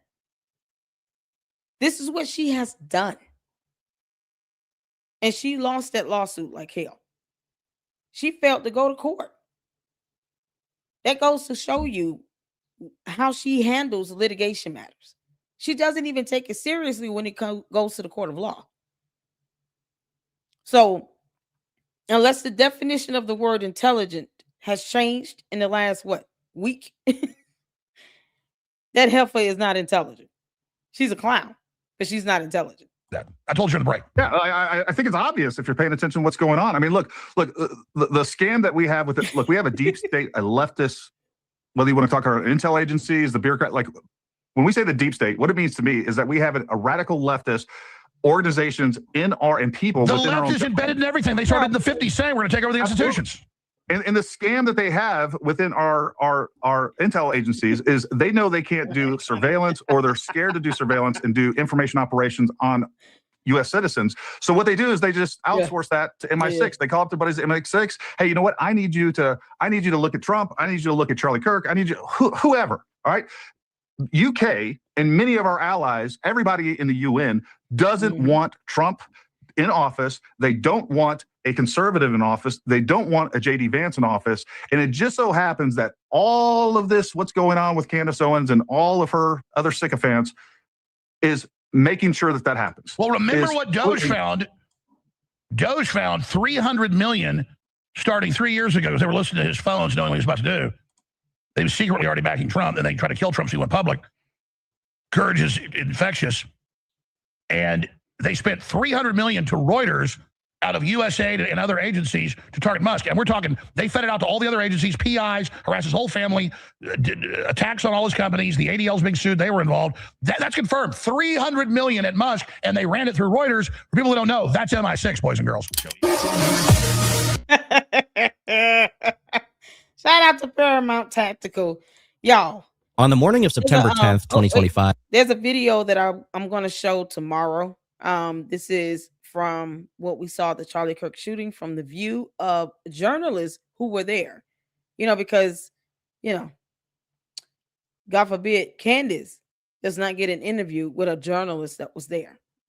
She says in just, there is no blood or some explosive device, as if no one was on the front row able to see Charlie within 3 arms reach in front of them. You had people that close to the tent where, 2 steps and they would have been right there, on the tent itself. You can't discredit what all of those people witnessed and what they saw in person with their own 2 eyes. And I hope that this, journalist here, the Salt Lake Tribune, don't give that heifer any time of your day. Because she's going to take bits and pieces, chop it up to fit her dumb moot point. So don't give her an interview. You don't owe her one. But we are going to check this out because there were people who were there that actually did, videos. They actually did speak with members of the press. And she's never showed those videos. She only pulls up the ones that she can utilize to make TPUSA look bad. Once again, TPUSA needs to sell Blexit. Sell it. Yeah, here you go. You can have it back. Go figure it out. They didn't have to do this. And look how she repays them. It's so crazy. So, Turkey Tom. Shout out to Turkey Tom. He did a video on the man who murdered Charlie Kirk. And this is 3 months ago, but I'm late to the party, so I wanted to make sure I check this out because at some point we're going to have to start focusing on, the actual shooter. You have these hearings that are picking up. Murder trial is going to be starting this year. And you want to have an understanding of who you're dealing with when it comes to this defendant. We all know he's crazy and evil. But any breakdown that, someone gives with factual information so that people can understand, his intent, his motives, his mindset, because that's exactly what the jury is going to be considering. They're going to have to look at evidence on top of evidence pertaining to the actual act of the assassination, pertaining to the defendant himself. They're going to have to look at this from various angles. So in order to present the case to the court, you got to define the character of the person. That will speak to their intent, what motivated them to do this, on national television of all things. And then he turned around and he turned himself in. His parents went with him along with the sheriff to the police station, to the sheriff's station, and turned him in. So these breakdowns, these analyses are a great way to kind of get familiar with who he is and what he's about. And of course, that does have a difference. It has an impact on the consequences that he has to bear. The prosecutor, they're going for the death penalty. So these are the things that you should expect to hear in court during the trial. So let's get to it. Thank you all so much for tuning in. I appreciate all of you. Turkey Tom has a sizable support. He got 1.6 million. Does that mean Candace owes Turkey Tom an alibi? Here's someone with 1.6 million subs. Candace, one of your minions said, your cult member said that if you get to the point where you have a huge following, you have to give people an alibi. What was Candace at on the day of September 10th? Because we're just asking questions. Candace, are you involved in the assassination of Charlie Kirk? We're just asking. Can't make this up. All right, let's get to it, you all. 22-year-old Tyler Robinson decided he wouldn't be attending his electrical apprenticeship program at Dixie Technical College. At 8:23, he walked to his gray Dodge Challenger, and a little while later, he drove off to Utah Valley University. 3 hours after that, at 11:49, he exited his car wearing a different set of clothes, a cap, dark sunglasses, and visibly limping toward the parking lot adjacent to the UVU campus. He walked up the parking lot stairs, headed to the Low C Center, and then was nowhere to be seen. Meanwhile, conservative speaker Charlie Kirk was hosting one of his debate events on campus, roughly 200 yards away from where Tyler was. At exactly 12:23, a single shot rang out, piercing the left side of Kirk's throat, sending the entire campus into chaos. Although he was quickly rescued and rushed to the hospital, he only lasted for about an hour when his passing was officially confirmed. To add to the already extremely tragic situation, CCTV footage showed Tyler, then unknown to the authorities, fleeing the scene and successfully evading capture, seemingly holding on to a bag with his weapon in it. Part of why he was able to escape were 2 people who drew attention to themselves immediately after the attack took place. The first is George Zinn, who falsely confessed to the shooting and was promptly detained and was recorded being escorted by the police with his pants down, as he repeatedly asked them to shoot him. We don't know if it's him or not. As it turns out, George Zinn is a man with a lifelong career of being a deranged nuisance orbiting political events. There are pictures of him accosting the former Utah House Speaker Greg Hughes, as well as former New York Mayor Rudy Giuliani. But more importantly, George is on record claiming to have personally witnessed 9/11 and instantly knowing that Al-Qaeda was behind it. Given Zinn's profile, this was most likely a tall tale, a false account to get attention. Something similar happened in 2013, when shortly after the Boston Marathon bombing, he emailed the Salt Lake City Marathon organizers and offered to help place bombs, which got him arrested for the threats. Other things noted in his legal records are commitments to mental hospitals, being arrested for theft of services, failure to disclose his identity, jaywalking, and other stuff like that. Due to the extremely controversial nature of this entire thing, George Zinn ended up being massively misreported as being Jewish, a narrative that found its way even to former NFL star Antonio Brown. However, George is actually a mentally ill man of Greek descent, with a Mormon religious background and a history of pulling this kind of stuff. Lord, Just a Mormon. little while after he was detained, they noticed that he had no. Shout out to you, Carolyn. I think one of you guys asked me about the Macron lawsuit. Yes, they have until Candace attorneys have until January 9th, which would be next week, Friday. Yep. So they have until January 9th to submit their reply to the Macron's response to Candace Owens' motion to dismiss. They just need to go ahead and go to court. So hopefully the hearing for the motion to dismiss will be scheduled within the next, month or so, because they can't keep responding and replying to each other forever. They just need to go to court. So yes, the deadline for the reply is January 9th this year. So next week. I keep saying September. Next week, January 9th. Shout out to you. Now, Candace, if you really wanted to sit here and talk about somebody being in cahoots and plotting and planning something, as some sort of conspiracy of some sort, why don't you just focus on this guy? What the hell was the purpose of Mitch Snow when you could literally be reporting on this guy here? And I'm talking about as heavy as you going out of your way to defend Mitch Snow because, stupid reasons. But someone who falsely stated he shot Charlie Kirk, and all it did was delay them being able to actually get a manhunt going to track down Tyler Robinson. This is the epitome of someone being a part of this plot. Why not go hard in on this guy like she does with TPUSA and Mike and McCoy, or Frank Turek, or TP Faith, or to accuse them of not filing tax documents in time? Why not put all of that same energy, Candace, you heifer, into this clown right here? Make that make sense. She religiously attacks TPUSA, all of Israel, Jewish people, Ben Shapiro. But she doesn't put the same energy into this person here who could very well be an accomplice. I don't see anyone in their right frame of mind just saying, yeah, I did it. It's me. And then you're giving time for the actual shooter to get away. Of course, people are going to ask if he was a part of it.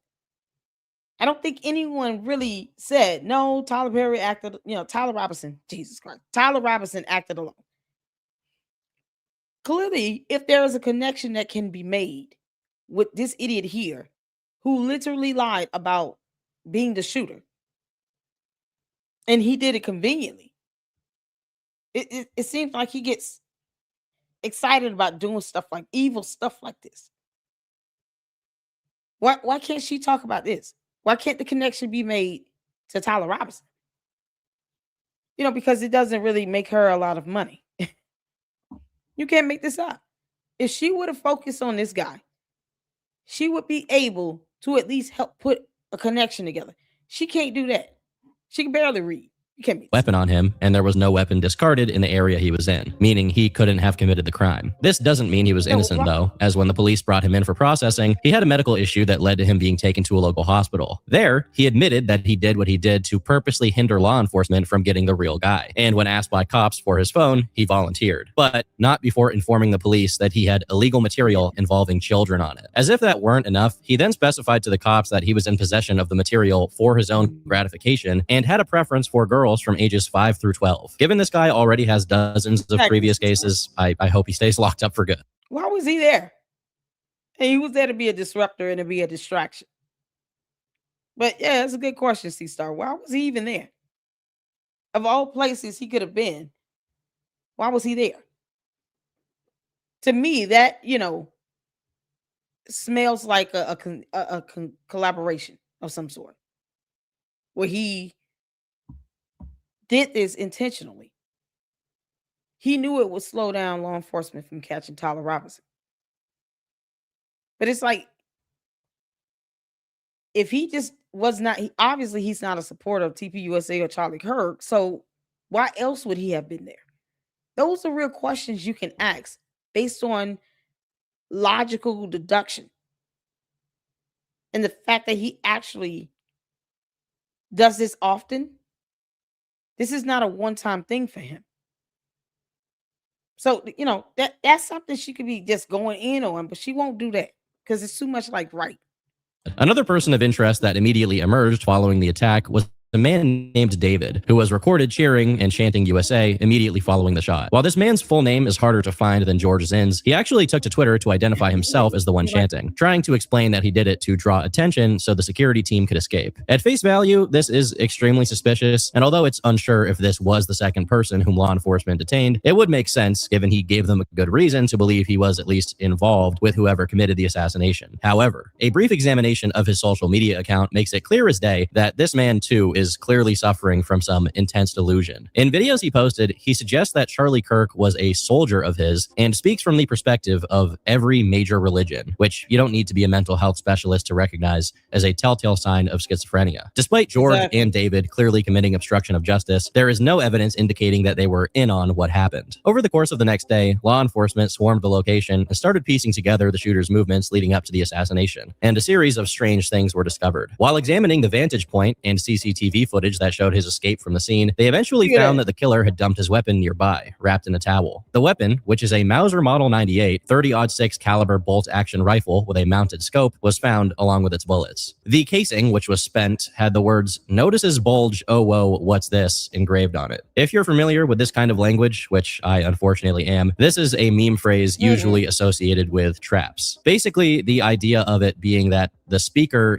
is attracted to a person who looks like a woman only to find out that they have a bulge, which the speaker is then interested in. And the word OO being a classic emote associated with anime. The intended irony here is obvious, as Charlie Kirk is infamous for his opposition to transgenderism. So having this phrase engraved on it immediately suggests a political motive. There were 3 more casings, all of which were unspent. The first one read, "Hey fascist, catch," followed by an up arrow, a right arrow, and 3 downward arrows, which is the stratagem code for the Eagle 500-kilogram bomb in Helldivers 2. Like the previous casing, this one also had a clear political message with an internet culture-related element. The second unspent casing had a brief passage of the song Bella Ciao on it, an old Italian folk song closely tied to the anti-fascist movement. Again, clearly political in nature. Although, unlike the other ones, this one has no internet subculture aspect to it. Lastly, the third unspent casing read, "If you read this, you are gay. Lamau." These casings alone strongly suggested that whoever the shooter was, it was someone young, at least someone young enough to be familiar with these online phrases. Unfortunately, even with the prints being lifted from the weapon, they weren't able to identify a culprit. At least to the public's knowledge, these prints didn't immediately reveal the shooter's identity, although they would become useful whenever a person of interest was detained. For the next day or so, despite information slowly being made available to the public, it didn't seem like law enforcement were making significant progress in the case. Given how high profile an incident it was, and how much it had inflamed the United States as a whole, people were pretty worked up. and unsurprisingly,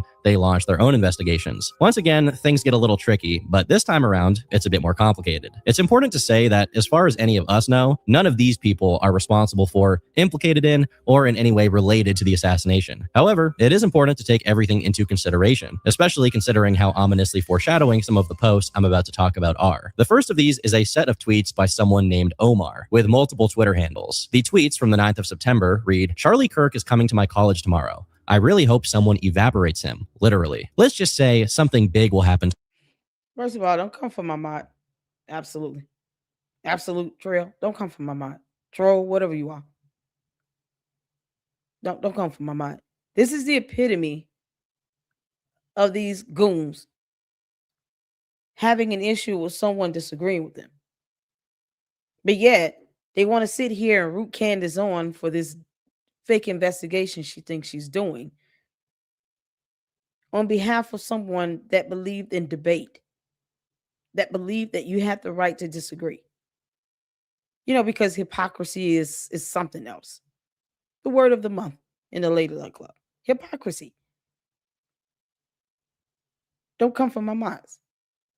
We don't have to believe anything Candace says. We don't care how she feels.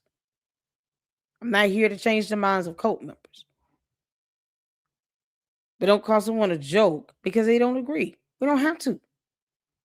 We owe her nothing. And it is rude. Don't come from my mind.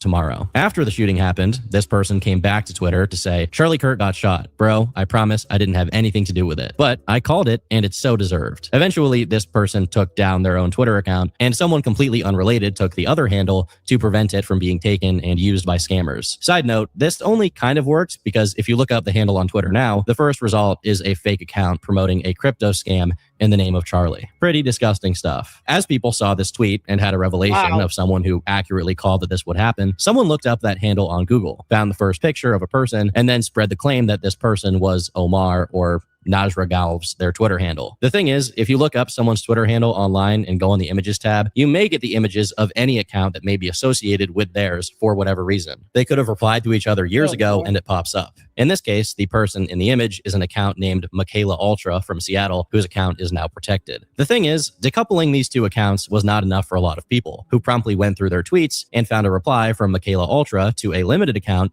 that expressed they weren't fans of Charlie Kirk. Additionally, 2 other tweets were screenshotted, which read, "I'm crashing out. Coming apart at the seams. You're watching it live in real time. Keep your eyes peeled on the news." When someone replied to them suggesting they would be the next trans shooter, Michaela Ultra replied by saying, "Finally someone who is smart enough to read between the lines and figure out what all my Dr. Pepper posting is about." Now, as ominous as all of that sounds, especially since these tweets were made just a day prior to the assassination, and Michaela bearing some resemblance to AI-enhanced CCTV images of the assassin, the explanation to these tweets lies in the mention of Dr. Pepper. None of the tweets made on the day prior to the attack had anything to do with Charlie Kirk, conservatism, and it clearly wasn't serious, as they were all related to DMs exchanged with the Dr. Pepper Twitter account, demanding to talk to the real Dr. Pepper. On Instagram, they made a post saying, "I am suspended from Twitter, so I can't post proof of life there, but I would like to confirm that I am not the Charlie Kirk shooter." As far as I could tell, MKayla or Michaela Ultra never hinted at doing anything to Charlie Kirk, nor condoned what happened on the 10th. As far as who was really behind the Omar Twitter account, one person was found. First name Omar, last name Najera, like the Twitter handle, who also identified specifically as non-binary, just like the Twitter account. However, this person hasn't spoken out as of yet, and again, there is no specific evidence tying them to the crime. There was someone else, however, with much more incriminating material on their socials. So the first 2 people he talked about here that were actually there. Why didn't Candace cover this? Is a good question, Wyoming gal. I don't think she covered these 2 people. This is my first time hearing about this guy here with the long hair. This guy here. Why is she not talking about that? I knew about the other guy, the George Zinn person. But that goes to show that it's like Candace is being intentionally distracting. And she wonders why people is asking if she's involved.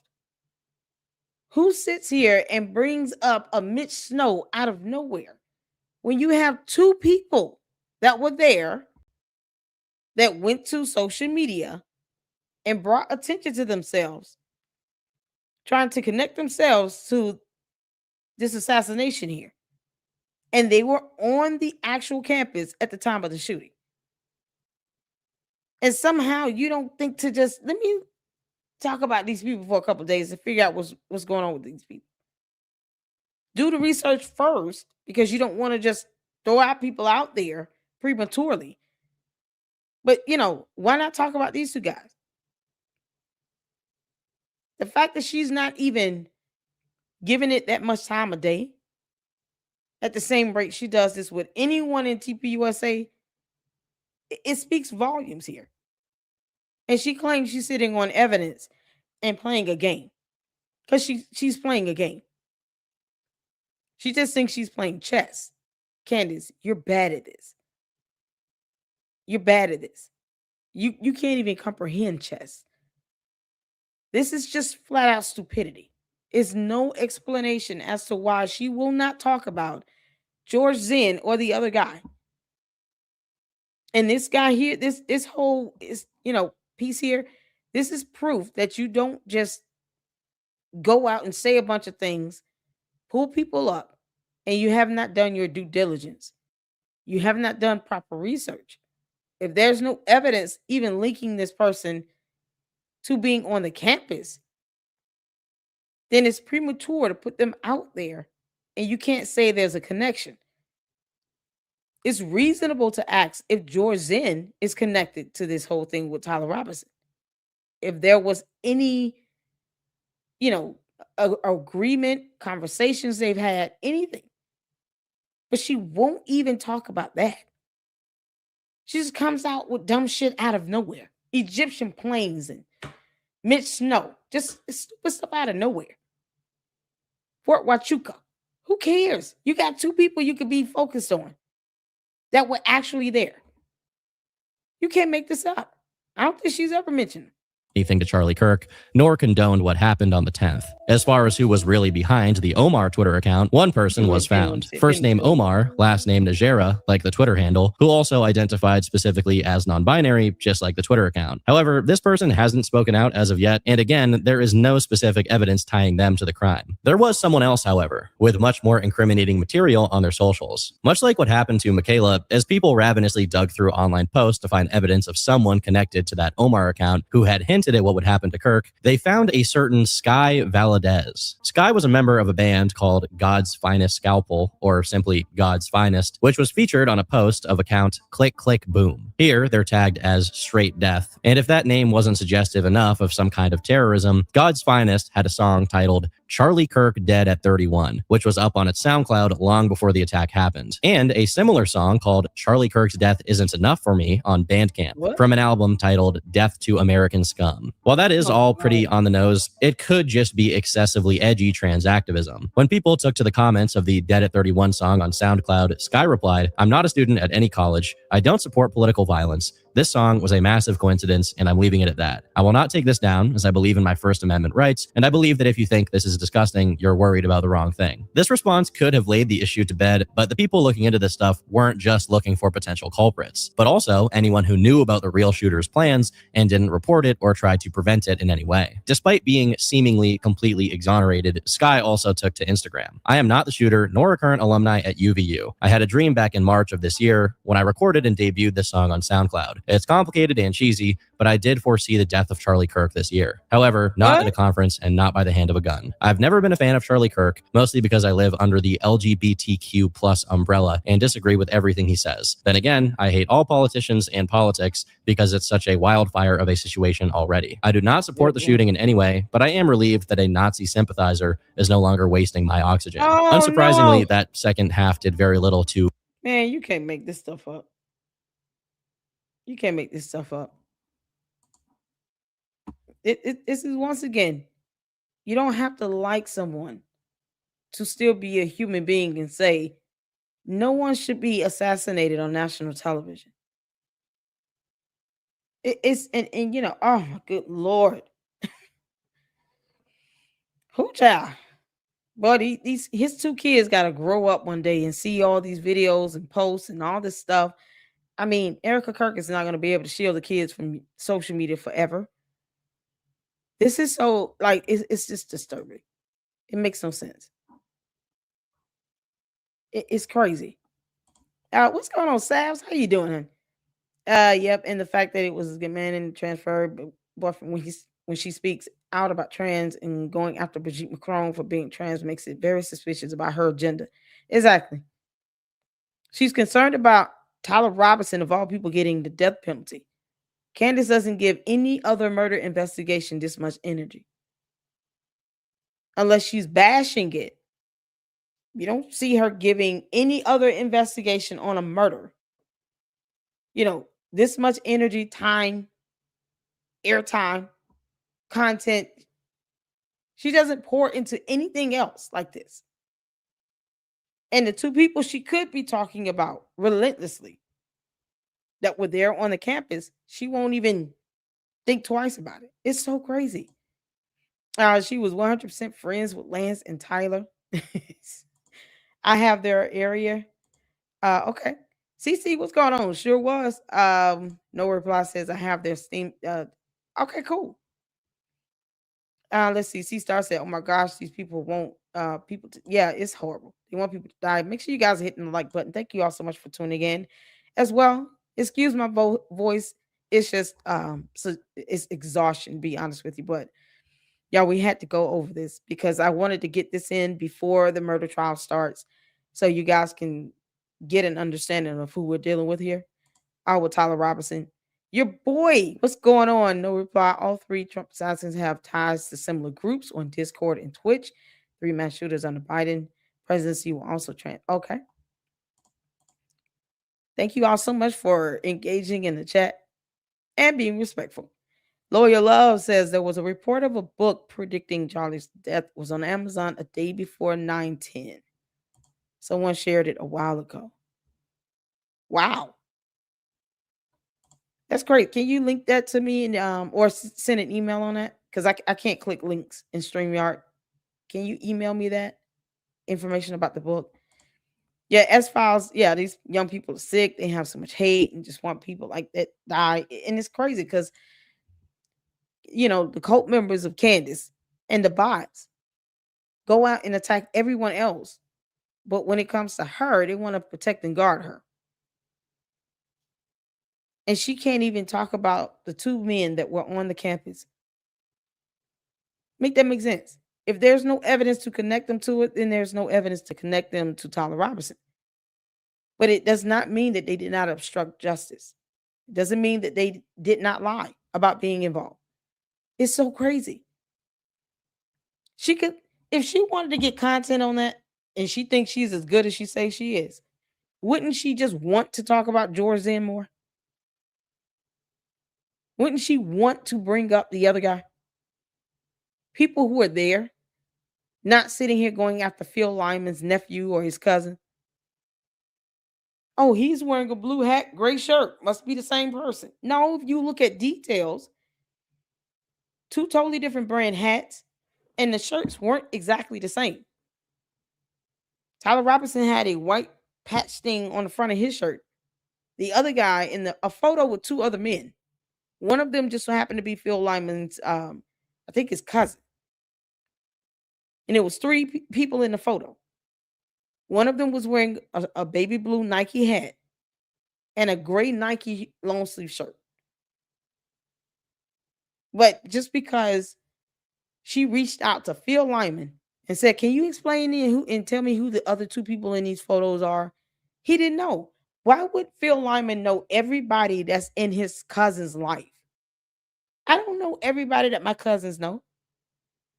I have best friends that also have other best friends. No one knows every single person in your life. So the expectation is so stupid to think that Phil Lyman is supposed to be able to identify everybody that his cousin hangs out with. All because one of them is wearing a baby blue hat and a gray shirt. And she doesn't care about the backlash that comes with that. She don't care that the cult goes after this and they dox these people. They put their information out there.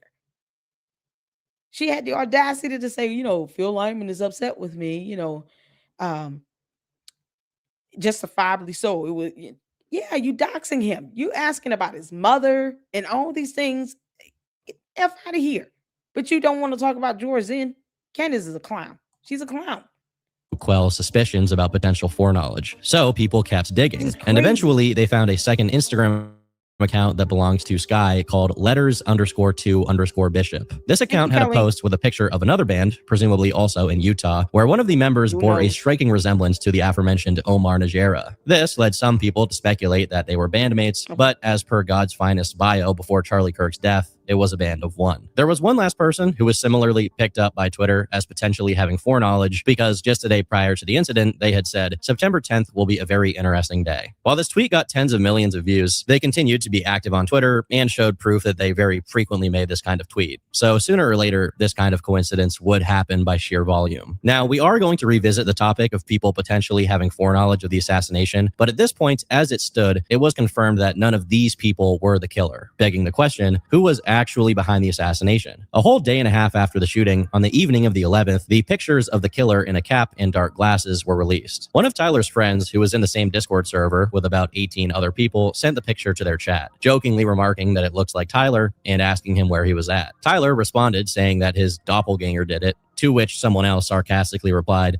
Tyler killed Charlie. Clearly, the mere concept of Tyler doing such a thing was something his acquaintances wouldn't even consider. He was a seemingly intelligent guy, as his mother proudly bragged on Facebook about his 4.0 GPA. He was a mild-mannered indoorsman who gamed a lot, and although he wasn't a Republican like the rest of his family, he also wasn't even registered to vote and didn't express his opinions that much. Because of this, the rest of his server continued to joke about turning him in to collect the $100,000 bounty on the killer, which was eventually raised to $1.2 million, or they made recommendations that Tyler not go to a McDonald's anytime soon, referencing the notorious case of Luigi Mangione, who was caught on CCTV when he stopped to get something to eat. Tyler even contributed some jokes about himself, saying he should get rid of this manifesto and exact copy rifle I have lying around. Over a few messages, he said, I heard the ammo had something about trans stuff on it, but they aren't releasing photos or exact quotes. And also, the claim wasn't backed by the official FBI, just some dude in the briefing room. I am actually Charlie Kirk. Wanted to get out of politics, so I faked my death. Now I can live out my dream life in Kansas. Now, there is some justified debate as to whether the other people in this Discord knew the full extent of Tyler's intents and actions before, during, or after the murder of Charlie Kirk.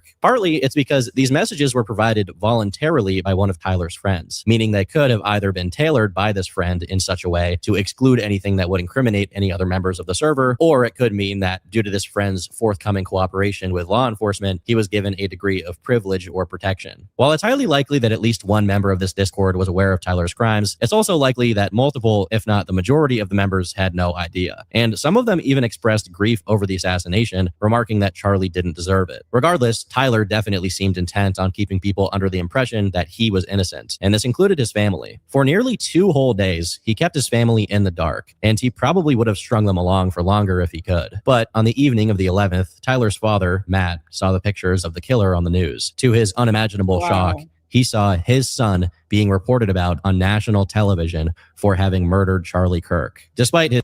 If you all look at this photo here, I mean, the blue doesn't even look like the same Carolina baby type blue color of the guy in the other photo. And you guys see here, this white patch right here. It's crazy. It didn't match the same shirt the other guy was wearing. And yet she put up that photo.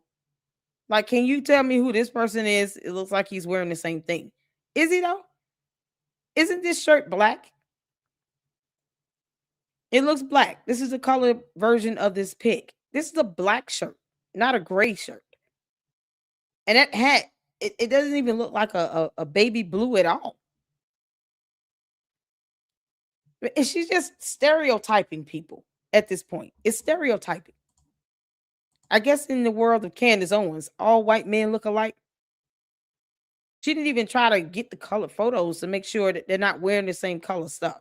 You can't make this up. His utter shock and disbelief, Matt went to his son and simply asked him, "Tyler, is this you? This looks like you." Tyler immediately confessed. But when urged to turn himself in, he responded, "I would rather take my own life than turn myself in." Matt promptly contacted their local Mormon bishop, Scott Messinger, and asked him what he should do, who said that despite the risk of Tyler ending up getting the death penalty, they had to turn him in, which his father did, while also refusing to accept the reward money from the FBI. Knowing that his fate had been sealed, Tyler felt the urge to come clean to his friends on Discord. "Hey guys, I have bad news for you all. It was me at UVU yesterday. I'm sorry for all of this. I'm surrendering through a sheriff in a few moments. Thank you for all the good times and laughs. You've all been so amazing. Thank you all for everything." There was no immediate response, and only much later, one of the members sent a message asking that the others pray for Tyler. At 11 p.m. that day, the cops came and arrested him, though what was supposed to give the public some relief ended up just raising even more questions. However controversial this was initially, establishing Tyler's motive was the easiest part. The casing clearly antagonized Kirk as a fascist. His family remarked that he had recently expressed that Charlie Kirk was full of hate, and his growing left-wing sentiment coincided with his distancing from his family's Mormon religious practices. The fact that he committed the crime was also an easy task to prove, as they forensically recovered a note that he had written and attempted to dispose of, wherein he said, "I have the opportunity to take out Charlie Kirk, and I'm going to take it." On one of his devices, they also found communications with a roommate, not named in the affidavit, about needing to retrieve his rifle. This leads me to think that he acknowledged he had made a mistake in leaving his weapon behind and wanted to go back to get it. But he took too long, and law enforcement got to it first. With the weapon and the towel it was wrapped up in, they found DNA that was a match for Tyler's. As far as the crime itself, it looked pretty open and shut. That is, until further consideration was given to other people being potentially involved in the lead-up.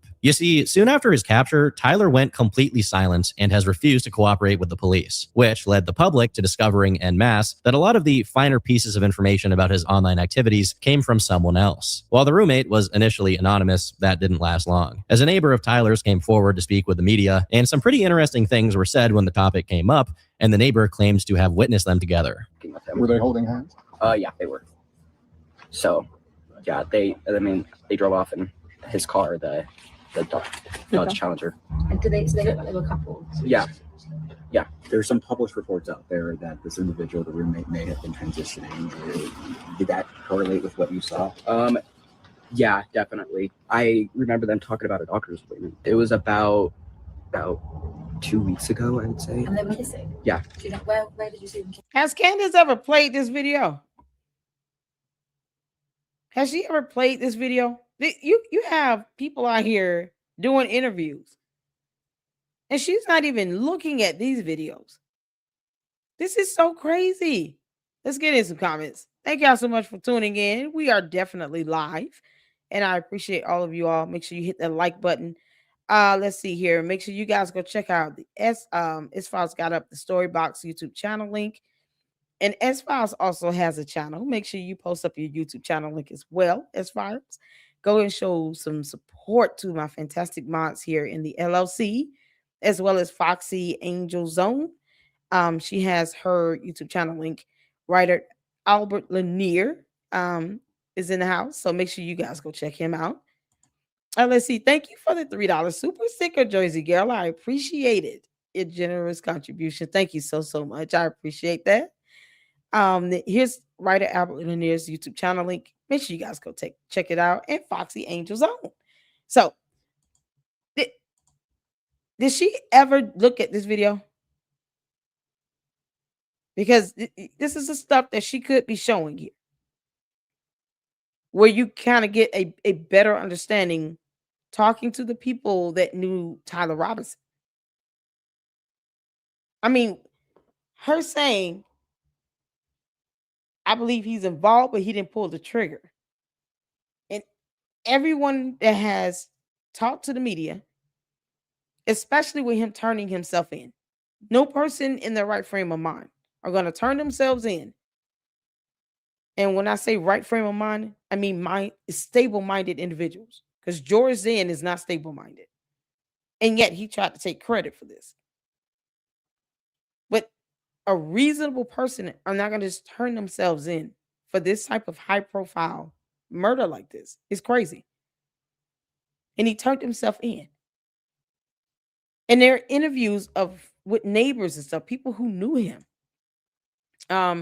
No reply said Lance had another BF named Quinn, and Tyler had another BF who I can only identify by his screen name.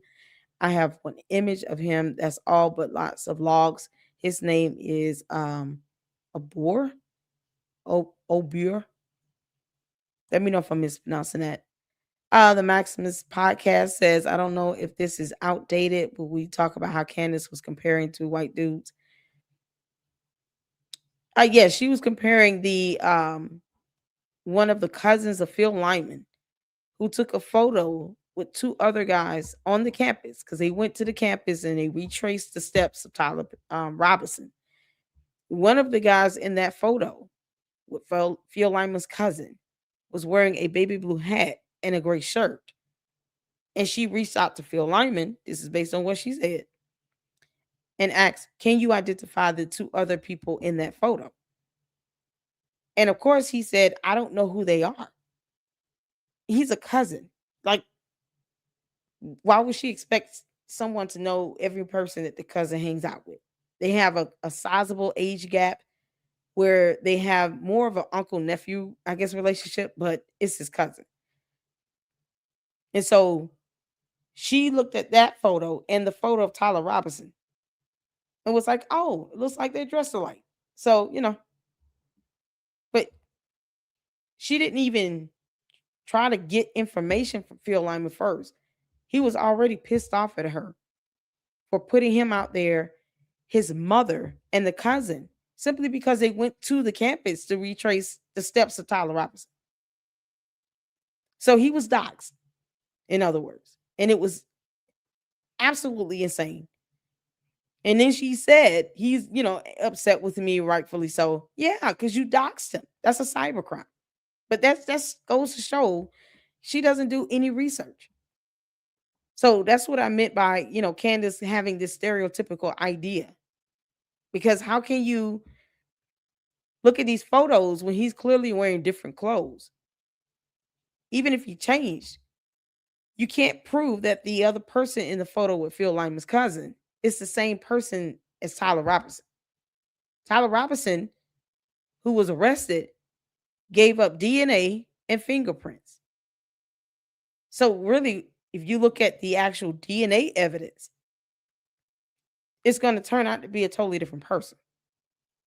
But things like that, she's not trying to even look up and research. And it just comes off like she's sitting here, as if she thinks all white men look alike. It's crazy. And yes, I know she's married to George. It still doesn't stop her from stereotyping people. It's so crazy. Sorry, my daughter called. You're all good. All good. Ex Samurai said it's because she doesn't care. Exactly. Candace already said she doesn't care about the investigation. I remember you talking about Obori. Billy said conveniently no. She's never brought this video up because that's what I was asking. He said Candace is making big money. Yes, she is. For all the wrong reasons. It's so crazy. I have so much research on this. I would say that I might have done the most research on this whole ordeal. You know what? I believe you. Candace doesn't research at all. It's so crazy. Stitcher Lover said, I've watched every episode, not because I like her, because I like to debunk her on Facebook, and she hasn't shown these interviews at all. Thank Stitch Lover. Shout out to you. Make sure you guys go check out Stitch Lover on your on Facebook. This is what I mean. Candace has to be debunked because her recklessness is getting people doxxed, bullied, harassed, misidentified. And they have to worry about this cult-like following chasing them down on social media, on Twitter X, on Instagram, on Facebook, on YouTube. They have to be subjected to this cyber harassment. All because Candace put their photo up saying, I think it's very suspicious that this boy is wearing a green hoodie. Can anybody identify who this person is? He didn't want to give me an interview. Like stupid stuff like that. So yes, she must be debunked because people are being harmed. And even here, Erica Kirk say that her and the kids are getting kidnapping threats and death threats even the more. She doesn't even care about the kids, but she won't watch these videos. It's so crazy. These videos are here if she wants to actually look at both sides. But she refuses to do it because it's more sensational for her to sit here and attack TPUSA and then rope them into giving her a response or alibis and all this dumb shit. And for what? When she won't even watch these videos here. Candace is not an investigator. She's an impersonator, and it's a felony. Just come out. While there was some initial pushback to the narrative that Tyler was in a relationship with this roommate of his, this testimony from his neighbor went a long way to solidify this in the public sphere. An unknown source in law enforcement had already attested to the same story. And with this much scrutiny and attention on something, keeping this person's name a secret was basically impossible. Eventually, people found Tyler's Venmo account where one name stood out, Lance Twiggs, who frequently received money from his mother for prescriptions and doctor's appointments, fitting what the neighbor had told the media. On Saturday, September 13th, the Daily Mail published an article identifying this transgender roommate and romantic partner of Tyler Robinson, with the person listed in the affidavit as a cooperator with law enforcement. In it, Lance's TikTok account, Cookies and Cream, was attached, but most of that account's posts consisted of gaming clips. It turns out this account was apparently shared with someone named Quinn, or Youngest Kami on Twitch, who didn't have any relation to Tyler. In turn, this led people to consider that this may not be Lance's main account. By simply checking the follows on it, you can find Lance's actual account, Lance Alotl, although nothing related to Tyler can be found here. No, I don't think the kid was... Phil Lyman is older. I think he's like a congressman or something like that. He does something with politics. But he's older. But she went after him and doxed him, and then was talking about, I find it interesting no one knows about his mother. We find it interesting, Candace, that you don't talk about your mother. Because that's going to be next on the list. You and your background, Candace. You already got Alex Jones coming for you, and George. Because Boys Club won't stop any of this. This is insane. No one knows anything about Candace's folks, though. Only one relative has done an interview. And she basically was like, well, Candace has been like this all her life, but it doesn't make it right. It doesn't justify her actions in doxing people still to this very day. That is illegal. But yet and still, she doesn't talk about her family, her relatives, her mom, her dad, nobody. But she wants to know about Phil Lyman's mother. I mean, the woman has to be well over 75. And this is what she does. All just to try to bully him to talk to her. It's so stupid. But she won't talk about her people. So, Candace, you got it coming. Alex Jones will not spare you anything. He's just not. And we're here for it. Mostly because the majority of the posts come from long before Lance would have been his roommate. As this news grew to national proportions, relatives of Lance's began to speak out, claiming that Tyler and Lance hated conservatives and Christians. Going on to say, I think Tyler got a whole lot worse in the year they've been dating. They are big gamers, and obviously they have that group that influences them as well as others. Lance disclosed that he had a boyfriend, not to me directly. He wanted to have lunch with other family members to introduce his boyfriend. I was afraid he might hurt someone. Lance is not a healthy person. He's very angry with anyone who is supportive of conservative ideals and Christian values. As far as I know, he was not going by another name. I just know he was in the process of transitioning. I know he was trying to take different medications. Now, I should note that I'm exclusively going off of what's on the news, as misinformation related to this aspect of the story peaked on Twitter. But based on a collection of testimonies from multiple and mostly anonymous relatives who were spoken to by the media, both Tyler and Lance were black sheep of their families to different degrees. Tyler was mostly described as resigned from any social activity, being a big gamer since a very young age in a way that is almost disarmingly relatable. He wanted to develop games. His friends described him as fun to be around, despite being shy and quiet. Lance, on the other hand, was seemingly more outspoken and angry about his views, which was described by a relative, which signals a greater degree of comfort expressing them. This also fits their online presence, as Tyler had seemingly no significant public profiles, while Lance had multiple. This includes the aforementioned TikTok, a now privated Instagram account, and possibly the most revealing one out of all of them, a Reddit account. Before I get into the actual contents of Lance's Reddit, it's important to note that due to the lack of information up until this point, a lot of people resorted to creating imagined versions of this person that were convenient to their preconceptions. Some people were prone to immediately and completely exonerate Lance due to his cooperation with law enforcement. Others leaned toward the narrative that he was at least complicit, if not actively pushing or pressuring Tyler to do what he did. Unsurprisingly, neither of these assumptions were exactly true. His Reddit history goes back over half a decade, and up until 2024, there are several patterns we can pick up on. For example, very early on, around 2019, you can find references to jokes about killing furries, criticisms to J.K. Rowling for making Harry Potter characters gay, and even positive comments on campaigns like "It's okay to be white," as well as criticisms of how black people were socially allowed to exclude white people from their spaces, but not the other way around. Clearly, in 2019, Lance wasn't what you'd call a staunch left-winger, to say the least. But something changed in 2020. Before, Lance often made positive posts, relating to other Reddit users over his intent of getting his video game addiction under control, wanting to start lifting weights again, get good grades, and find a girlfriend. After 2020, one of the first significant posts on his account is him arguing with other people over transgenderism. Specifically, Lance can be seen calling his old self transphobic and claiming that children should be allowed to transition. It also seems he began exploring existentialist philosophy, taking an interest in Nietzsche and Stoicism as they related to managing suffering and negative/painful situations that you wish to be out of. By 2022, he was already posting to subreddits like femboy_IRL and r/196.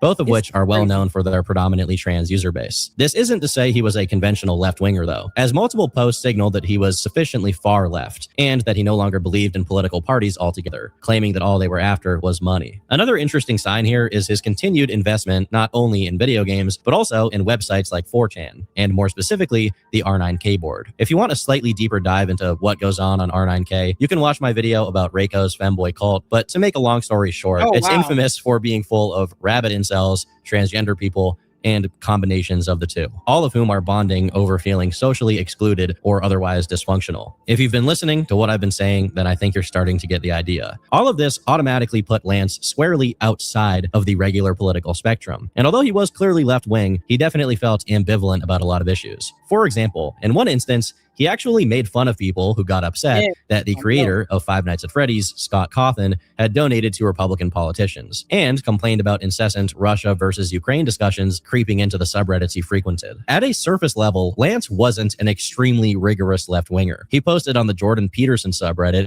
criticizing echo chambers and expressing his distaste for how much of the sub had been overtaken with political discussions, while also specifying that Jordan had been pivotal to his personal growth, complimenting his 12 Rules for Life book and defending him from detractors. Another expression of his lack of political rigor is that while he posted a lot on a joke sub called Love for Landlords, which sarcastically praises landlords while depicting them as the most cruel and greedy capitalists imaginable, he also posted to r/no working, which parodied the infamous leftist sub r/anti-work.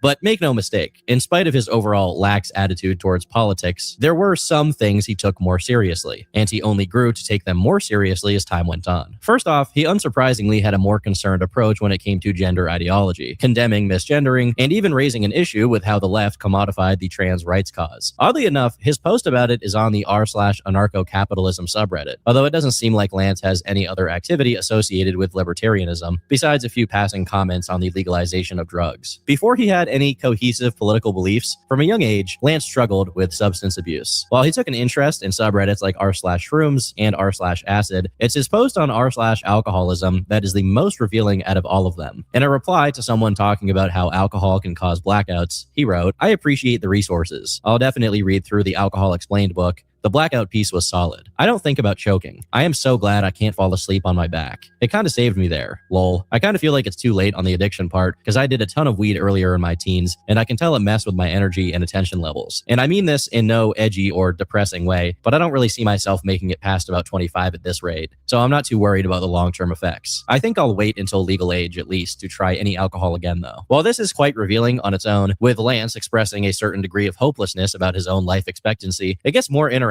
when you check the other comments on this thread and notice he's replying to all of them. Based on this, despite the original thread now being deleted and having its contents, as well as who created it, hidden, the Wayback Machine reveals what was originally there. In the thread's body, Lance, who would be 19 or 18 at the time this thread was made, tells a story in which Lance drank anywhere from half to a whole bottle of 40% vodka in 2 hours, while simultaneously being high, blacked out, and waking up with vomit everywhere. Clearly, there was something wrong with him. And other posts also have him talking about suffering from bulimia. Although there are some associations between eating disorders and substance abuse, and also with both of those things and gender dysphoria, what's important to focus on here is how it all contributes to his aforementioned hopelessness. The idea that he'll be dying soon no matter what. Based on other posts of his, Lance identified himself and his friends as abandoning religious beliefs, and even described a situation in which his family basically disowned him relating to it. While this matches the testimony of one of Lance's relatives, it doesn't tell the full story, as he continued to live with his family for a good while after. Even after he moved out to be roommates with Tyler, the Venmo shows he continued to get money sent to him by his parents, and it's quite likely they helped them with their housing, since the place they shared cost $1,800 a month. And as far as is publicly known, neither of them had very good jobs to afford that kind of place. Even if they had issues with them, both Lance and Tyler appeared to receive continuous support from their... That sounds familiar. That sounds mighty familiar. You know, Candace also got an apartment she couldn't afford either and didn't pay rent for 7 months. You can't make this up. This is insane. Insane. You have people who are just, I mean, they're disturbed. They have no, it's like they don't even know what they want to do or try to figure out anything right now. It's not working. This is what happens when you spoil your kids, people. When they get of a certain age, they should be completely reliant and dependent on themselves, their job, on God, but not parents still paying rent, taking care of them like this. And they're all over 18. This is insane. What was his excuse for not working again? Was he in school? What's the reason why he couldn't get a job? Don't spoil your kids.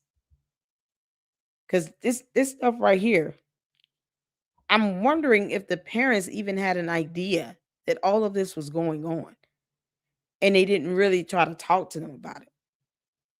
Because this is odd behavior if your kid has been consistent, even when they get older. And then next thing you know, there's this drastic difference going on. Talk to your kids. Their parents didn't know, but the parents was paying rent for an apartment they would not be able to afford. And neither one of them working. At least he wasn't. It's a sin. Man, come on. Candace won't talk about this though. Families, despite their lifestyle. While there has been a lot of conflicting information about this, Lance was indeed undergoing a transition, at least as of a year ago, as he could be seen talking about the effects of HRT on r/trans DIY about a year ago. Soon after that, about 10 months ago, as of me writing this, he already mentioned having a boyfriend, which coincides with the reports he was in a relationship with Tyler. There's one last bit of info that I think is worth correcting. There's been some speculation that Lance's Instagram bio having the word fish finder is some kind of coded message about grooming minors into becoming trans. While that is a very real phenomenon, with the likes of Giggly Goon Clown being obsessed with doing exactly that, in this case, it's incorrect. Not only is Lance on the record years ago talking about how much he likes going fishing, but he also has some posts criticizing online trans communities for calling other people eggs, which basically means they're trans but haven't discovered themselves yet. With all of this established, and paired with testimonies from their relatives, there was nothing particularly unusual about their upbringing. This extremely sad and dark picture from Tyler's mom's Facebook shows him in 2013 playing a game on his computer. Lance is no different, although instead of performing really well academically, like Tyler, Lance actually seemed more socially well-adjusted and artistically inclined. My name is Lance Twins. I am playing country concerto for young pianists. And I like piano because it gives me something other than playing video games to do with my fingers. No reply said the mom definitely knew. This is crazy. Turkey Tom did a lot of background research on this. No fish finder means that they're looking for trans people that look like women. Oh, wow. Y'all boy said, I believe that. I think Candace got real lucky and got introduced to some upcoming conservative mover and shakers and gave conservatism a try. Conservatives is not part of her character. Exactly. I mean, you can add Christianity to that too. It's hard to believe she's a Christian at this point. Candace doesn't even talk like she has a conscience. This is insane. I fear God too much to do half the stuff she does. She lies like hell. And you have people out here that she could be covering and doing some research on, just like what Turkey Tom did here. And she won't even do it. I did see one video with the cousin doing an interview. Yeah, and Turkey Tom has 1.6 mil subs. She could have easily done something like this and brought more attention to it.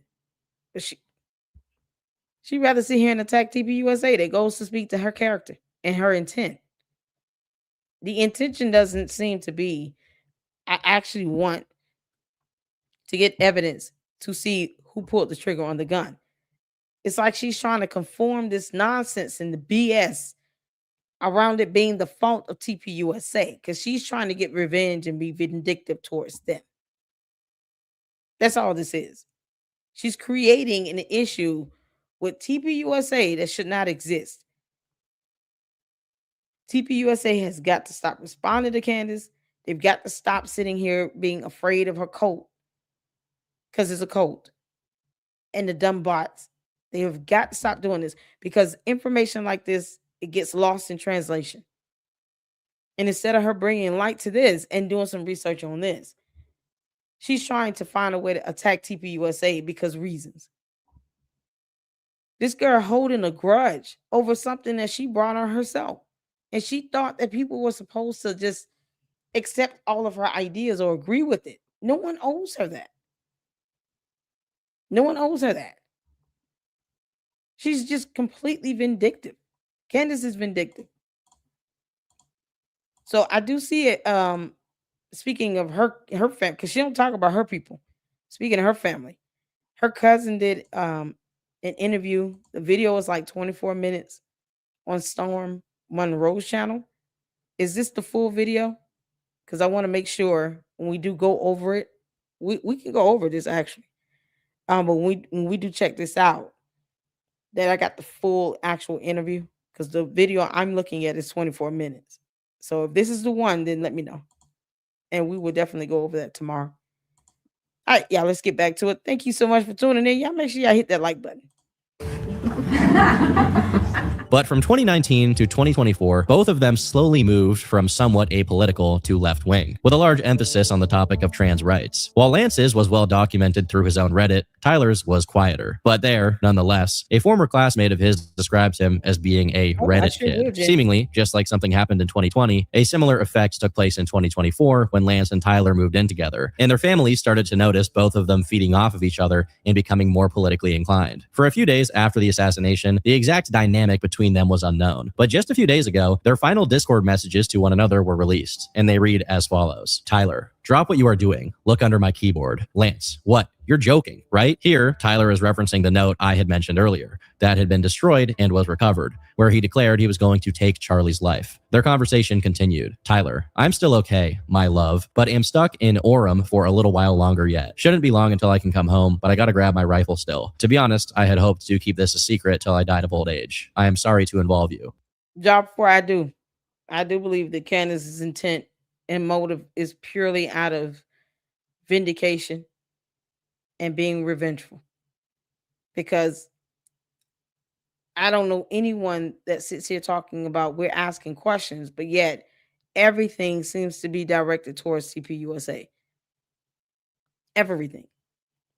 She's already said that Charlie Kirk, somehow, who she had unfriended, was going to bring her back on the stage. And she was so close to being reunited with Charlie Kirk on stage with TPUSA.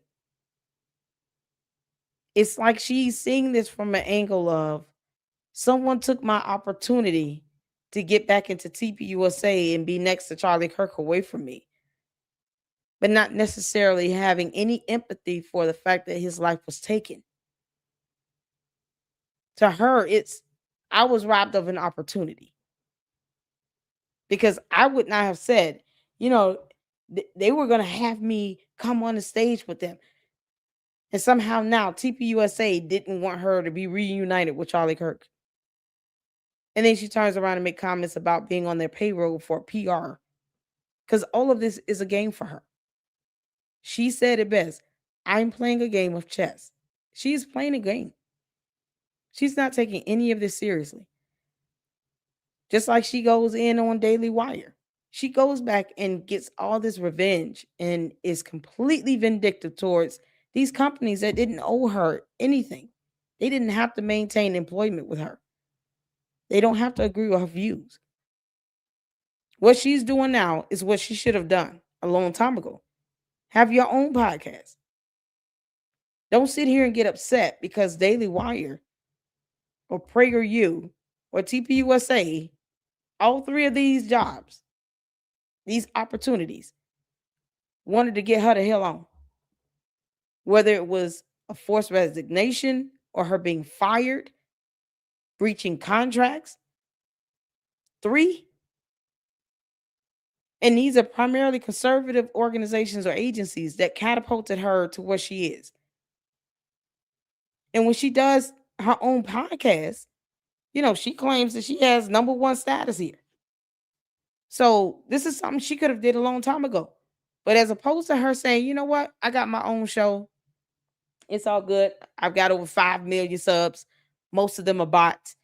And, the rest are cult members. So I think I'm good. I can work for myself. I have a lot more control of my schedule, the things I want to talk about. No, she's too busy trying to be vindictive. It's a waste of energy. TPUSA will never rehire her. She cannot bully her way back into TPUSA. They're not sending her. They need to cut all ties and sell Blexit. And if they were to do that, imagine if they even said it. Imagine if TPUSA said on Twitter X, or they did a quick video, we're thinking about selling Blexit here. We acquired it. It was in the hole by negative 1.7 mil. And now we're at a point where we're thinking about selling Blexit and getting it from under our umbrella. You can only imagine what the responses would be. That goes to show what her true intent and motive is here. She's still waiting for this reunion phase. Talking about being on their payroll for PR. They don't need her BS. And if she hates half the people there, why would they allow her toxic ass to come back to TPUSA again? Candace is extraordinarily toxic. And she wants things to go her way and be in control.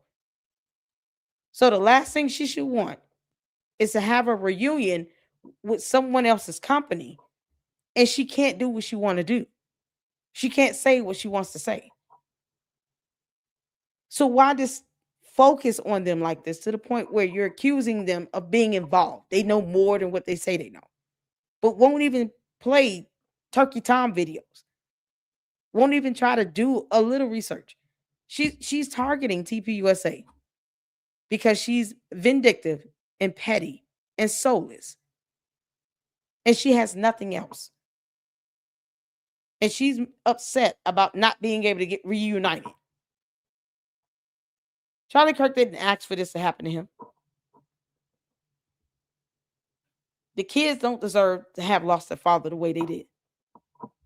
And all she's concerned about is being put on their payroll. It's disgusting.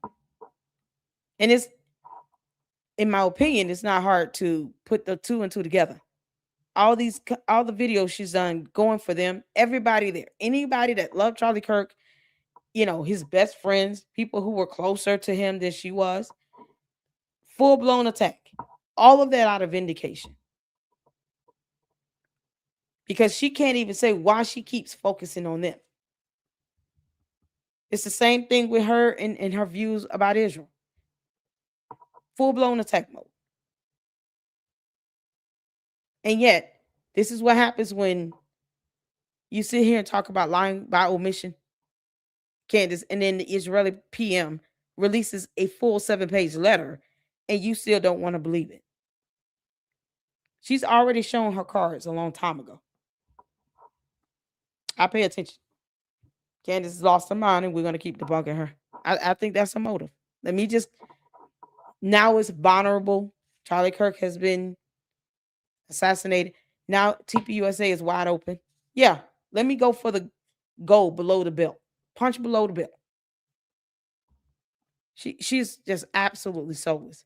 Lance, you weren't the one who did it, right? Tyler, I'm sorry. Lance, I thought they caught the person. Tyler, no, they grabbed some crazy old dude, then interrogated someone in similar clothing. I had planned to grab my rifle from my drop point shortly after, but most of that side of town got locked down. It's quiet. Almost quiet enough to get out, but there's one vehicle lingering. Lance, why? Tyler, why did I do it? Lance, yeah. And Tyler responds with the following diatribe. I had enough of his hatred. Some hate can't be negotiated out. If I am able to grab my rifle unseen, I will have left no evidence. Going to attempt to retrieve it again. Hopefully they have moved on. I haven't seen anything about them finding it. Lance, how long have you been planning this? Tyler, a bit over a week, I believe. I can get close to it, but there was a squad car parked right by it. I think they already swept that spot, but I don't want to chance it. I'm wishing I had circled back and grabbed it as soon as I got to my vehicle. I'm worried what my old man would do if I didn't bring back Grandpa's rifle. I don't even know if it had a serial number, but it wouldn't trace to me. I worry about prints. I had to leave it in a bush where I changed outfits. Didn't have the ability or time to bring it with. I might have to abandon it and hope they don't find prints. How will I explain losing it to my old man? Only thing I left was the rifle wrapped in a towel. Remember how I was engraving bullets? The messages are mostly a big meme. If I see notices bulge ooh-woo on Fox News, I might have a stroke. All right, I'm gonna have to leave it.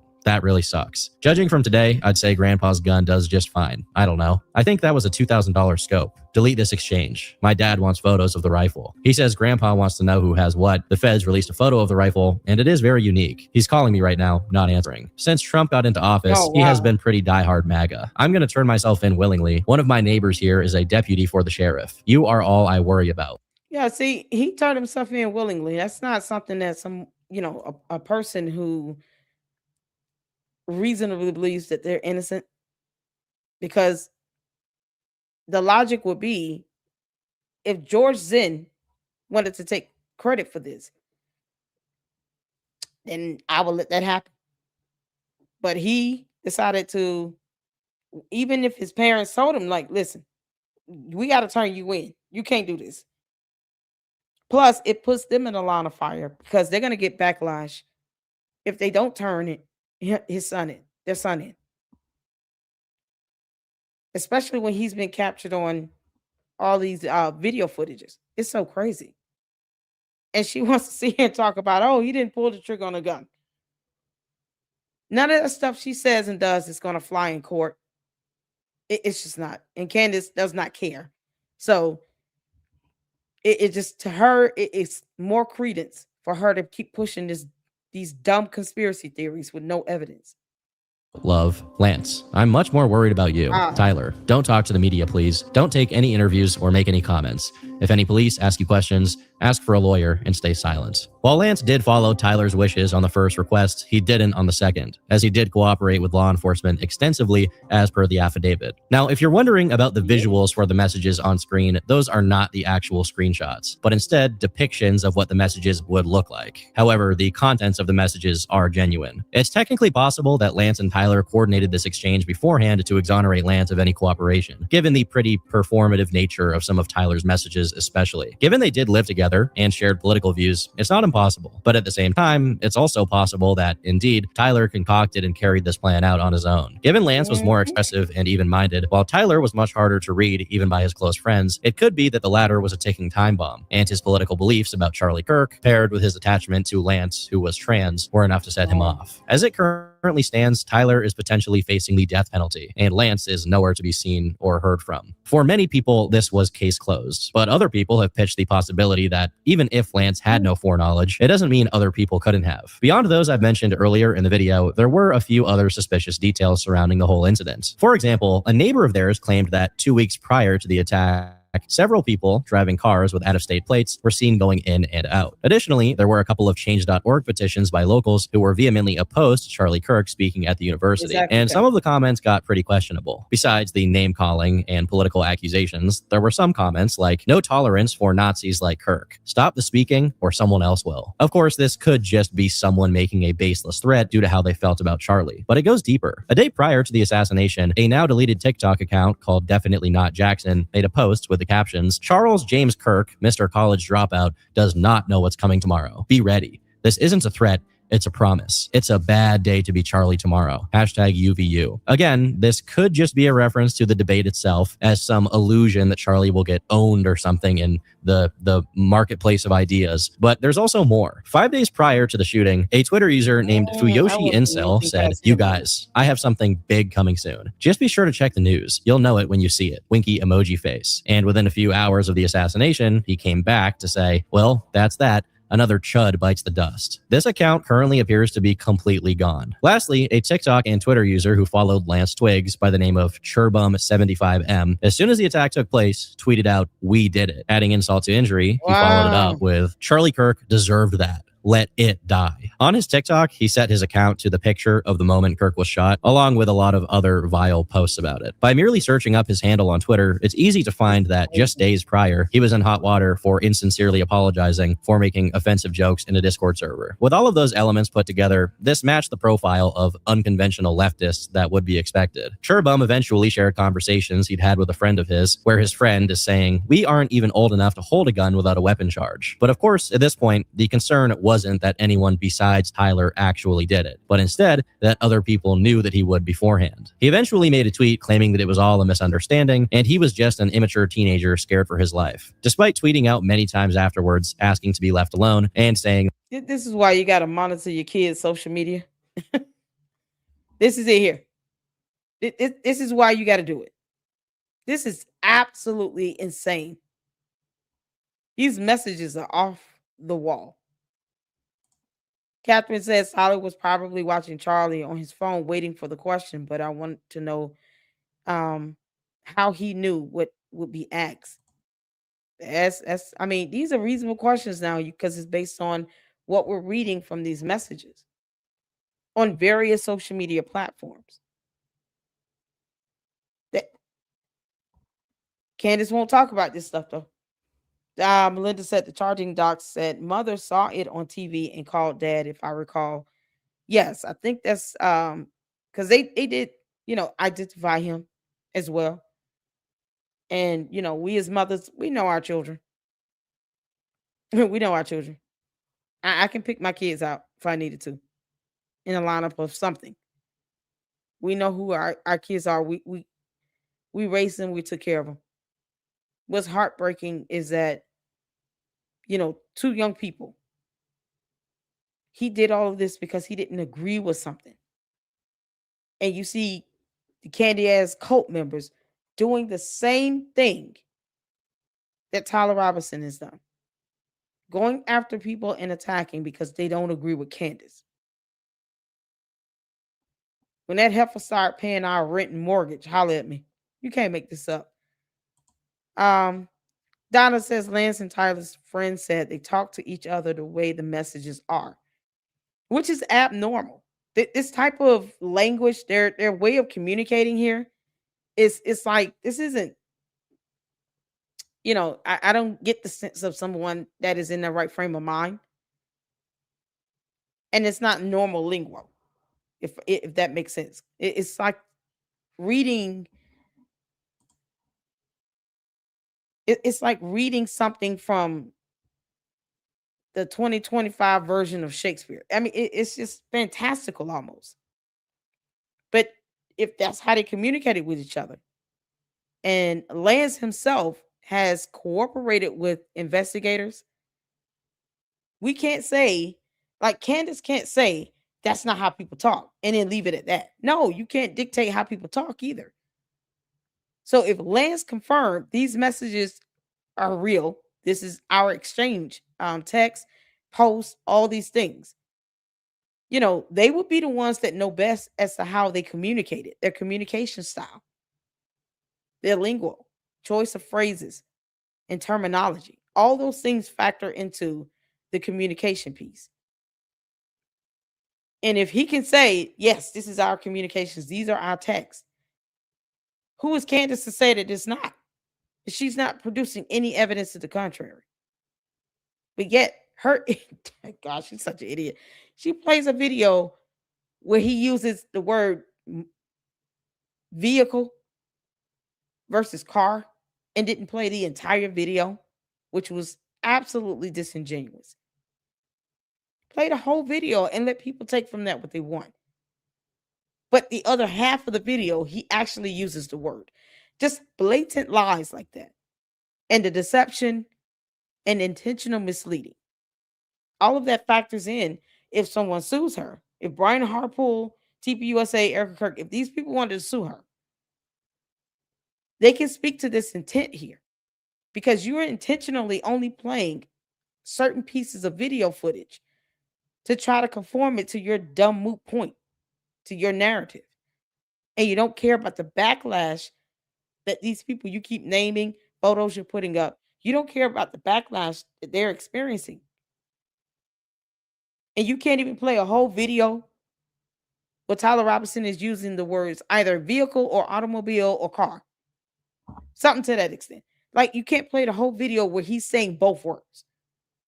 That goes to her intentionally trying to be manipulative and deceptive and misleading.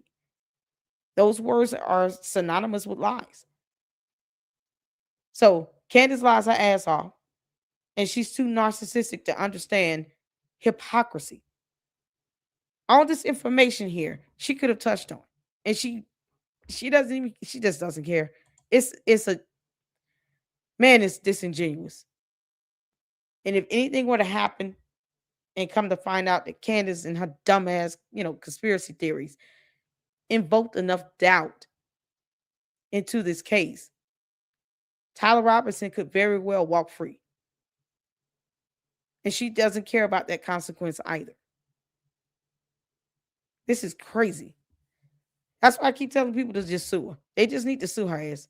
Because it's the only way she's going to stop putting up information that could taint the jury pool or create some sort of biasness when it comes to the evidence. They have to prove beyond a reasonable doubt. Thankfully, the defendants, the attorneys for the defendant, they're like, look, these people are wacky. We're getting calls and emails, people telling us what they think and how they feel and what they believe. None of that crap flies in court. You need evidence. So, to the mind of the defense attorneys for Tyler Robinson, they don't give a damn what Candace Owens or her cult members think. They don't care. They were like, we can't use this crap for court. And they probably would want to, but they can't because it's not substantiated. It's not valid. It's so far-fetched. There's no way you can get evidence for it. And that's another tactic of Candace. Let me say things that are vague, ambiguous, and so fantastical that it would be impossible to get evidence to prove her one way or the other. So she thinks that she's staying a step ahead when she's not. Because, a lie is a lie. So if you cannot produce evidence, that means that someone filing a lawsuit saying that she's lied and gave false statements with no evidence, they will be meeting their burden because there's no evidence to prove what they're saying. And here this idiot is talking about, in the absence of evidence, I'm going to assume, yeah, okay, Candace. So will we all. That joking about people dying is wrong. Sherbum continued to make light of what happened, leading many people to be suspicious. Whatever the case is with any of these specific accounts, people are innocent until proven guilty. And I'm not making this video to endorse doxing anyone because of what they post on Twitter. Exactly. If there is genuine suspicion, it should be handled by the authorities. And on the 16th of September, nearly a week after the incident, it was announced by the FBI that there were a lot more than 20 people in Tyler's Discord chat, and that all of them were now under FBI investigation. Another interesting claim is that there was a broad network of groups with intel on Kirk's assassination and the subsequent announcement of investigation of NGOs. Although what exactly this means has yet to be seen. What it could be related to is the recent discovery related to the Utah-based group Armed Queers SLC. Founded in 2020, Armed Queers identified itself as a revolutionary LGBTQ organization whose principles included the end of capitalist oppression and trans liberation. At face value, it looks like nothing out of the ordinary for this kind of collective, but it was discovered that this group was founded and led by a certain Ermia Fanayan, who had won an award from the Utah Council for Citizens Diplomacy in 2022, was once listed by the Utah Global Diplomacy NGO as a young diplomat of Utah, and was listed as being on the payroll of the Utah State Democratic Committee. The scope of this kind of thing is unassumingly huge, as Ermia was a speaker at a UN-affiliated event, and the Utah Global Diplomacy received most of its income directly from government grants. As early as 2019, Ermia can be seen on stage alongside people like Elizabeth Warren. 4 years later, in January 2023, armed queers made now deleted posts about working with the Elm Fork John Brown Gun Club. 2 years after that, just 2 months ago, on the 14th of July, 10 to 12 members of this gun club gathered near an ICE detention center, setting off fireworks and vandalizing vehicles with phrases like ice pig and traitor in an attempt to draw out officers. They then proceeded to open fire on several unarmed officers nearby, succeeding in killing none of them, but they did injure one officer in the neck. Immediately after, all of them were arrested and had their property seized. Multiple of the people arrested had prior criminal histories of similar crimes. Of course, everything I'm saying here is circumstantial, but still, it seems to be enough that the FBI is currently investigating Urmia about her potentially having some relation, not just to the assassination of Charlie Kirk, but also to any other similar crimes that have occurred recently. Ultimately, it's impossible to know just how much sprawl this kind of thing has, but considering how massive organizations and cults like the Zizians or 764 have gotten, it's best to sort this out as early as possible, before any other crimes can take place. Whatever the case may be, it's an absolute tragedy that Charlie Kirk lost his life. To a lesser degree, it's also a tragedy that people like Tyler got to the point of committing such a crime. Hopefully, nothing of this kind ever happens again. I've been Turkey Tom. Thanks for watching, and until next time, leave me alone. He said, next time, leave me alone.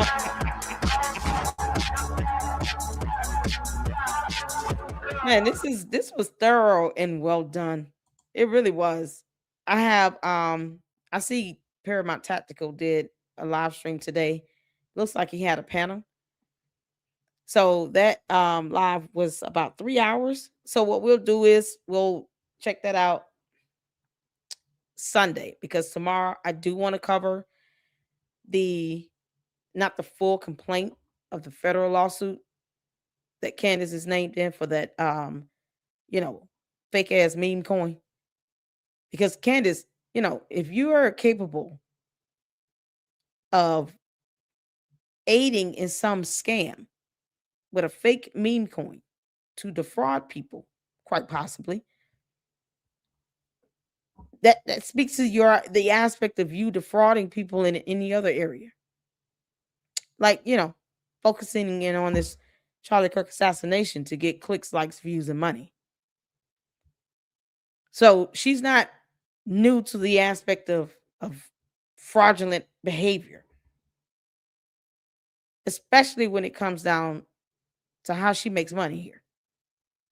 A meme coin. I even have a video of a content creator that goes through the steps of creating these fake meme coins and fake bots to push out this narrative, just like she does with the nonsense she's doing now.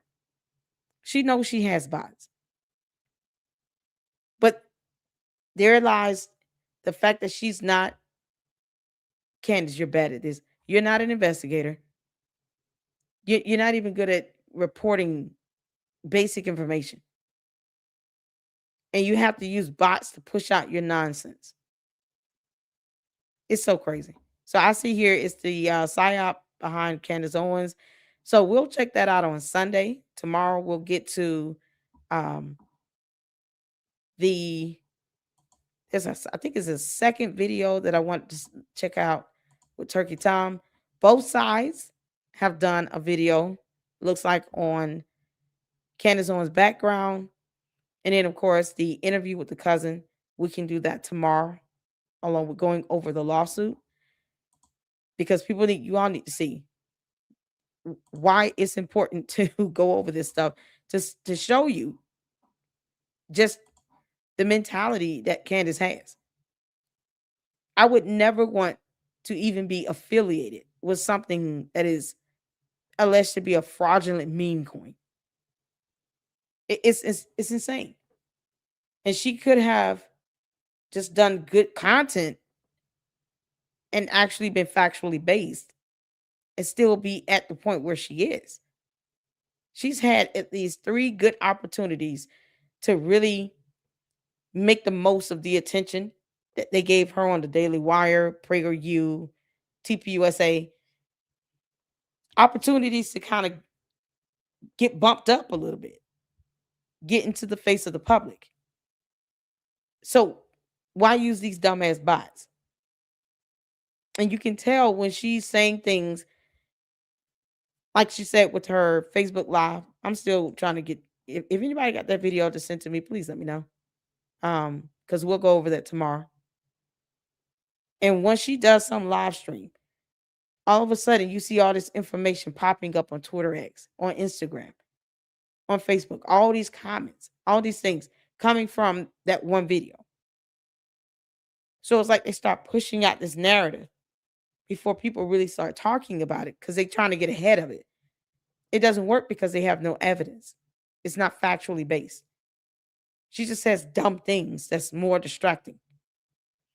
So that's why we, check out Turkey Tom and kind of get an understanding more of who we're dealing with here. So there's another video, Charlie Kirk Killer's Discord logs from Turkey Tom. So we'll do that one tomorrow. Only reason why I wanted to do it tonight, but I'm simply exhausted, you all. And I, I want to thank you guys for tuning in. I got to do a Umar video tomorrow. Check out his interviews. So I want to be kind of more well rested to be able to get those 2 live shows in tomorrow. And we have some great content lined up for next week. This is Candace brought this on herself. And you have people out here that are doing their due diligence and actually doing information on the actual shooter, while she's sitting here with yet another lawsuit in her lap. And this is a federal lawsuit. This is in district court. And she doesn't talk about this. So we're going to talk about it. So there are, I think, 2 is an initial complaint. I think is a 3rd amended complaint. So we're not going to go over the full complaints. We're going to do the summary, but I do have the actual complaints. This is Pacer here. So if you guys want to just kind of look at all of the activities, the event, court activities that have been done, I'll put the link here in the chat. I appreciate you all. This is the link to Court Listener so that you guys can see it's 4 pages of just court docket activity. You have the docket numbers here, the dates the documents were filed. Somebody withdrew as an attorney. So I'm definitely interested in seeing that. But we will go over some of this information because Candace is not foreign to the concept of fraud. You wouldn't be named in a federal lawsuit, Candace, if there wasn't sufficient evidence to try to show that at the very least you sold these meme coins, knowing damn well they had no value. It is very possible to be a podcaster and not be named in a federal lawsuit dealing with a fake meme coin. But she is. Here we are. This is crazy. Stuff she doesn't want to talk about. So, thank y'all so much for tuning in. I appreciate all of you all. Thank you guys so much for being patient as well. I wanted to go live last night, but I hung out with my best friend here, and I just, I appreciate all of you all. Tomorrow we will go live and cover some more. We'll get the second video in about the Discord logs because I haven't seen that. Thank you guys so much. Let's get into last supers right quick. I got a couple more supers. Thank you all. I appreciate that. Thank you so much. Shout out to you. Job for 9 for the $5 super. Thank you so much. That PR comment proved to me that her goal was to be back and head of TPUSA. Exactly. Her and Boys Club. And he got it coming. Because we're going to check out a couple videos that were done on another content creator. Her name is slipping my mind. But she's done 2 videos about George Farmer's background, his association with this bully down club. Just how weird and odd he is. 18 days, you get proposed and engaged and all this stuff. It's almost like an arranged marriage. That's my personal opinion. That's how it comes off. But there are content creators that are kind of diving into his background, and plus the cousin of Candace Owens. I wonder if that's the same cousin she's using to be intimidating to people. She said she uses her cousin to sit around in these meetings and just kind of be there for the ambience and vibes. No, Candace. It's so she can look intimidating. People aren't even scared of your ass. What the hell we care about your cousin, girl? But we are going to check out this cousin's interview that was done because man, I'm surprised her family members aren't speaking out more. What are they getting out of this? This is so crazy. Yep. So the PR comment proved that her goal was to go back and be the head of TPUSA. She wants to be on the payroll. But it's funny how the Cope doesn't push back on that and say, why would you make the statement? You want to go and be on the enemy's payroll? Like they gave her no pushback with that. They just kind of let it ride. It's crazy. It's insane. Pat Brooks, thank you so much for the 1999 super. Hey, Lady Luck, Maz in chat. Great to catch another live. LL, you are awesome. Thank you so much. As you all can see, it does take a couple days to do research properly, and 4 pages of court docket activity. So make sure you guys take a look at that, and we will go over the summaries of the lawsuits tomorrow. The other Turkey Time video, we've got Gary, we're going to do Sunday. And of course, the cousins interview. And if I can get my hands on this Facebook live video that she did either yesterday or today, we're definitely going to go over that. So thank you guys. Hit the like button on the way out. Make sure you guys are subscribed to the Lady Luck Club. Shout out to all the new people here. And I appreciate you all. We're going to sign out and until the next one. Lady Luck Club out. Deuces.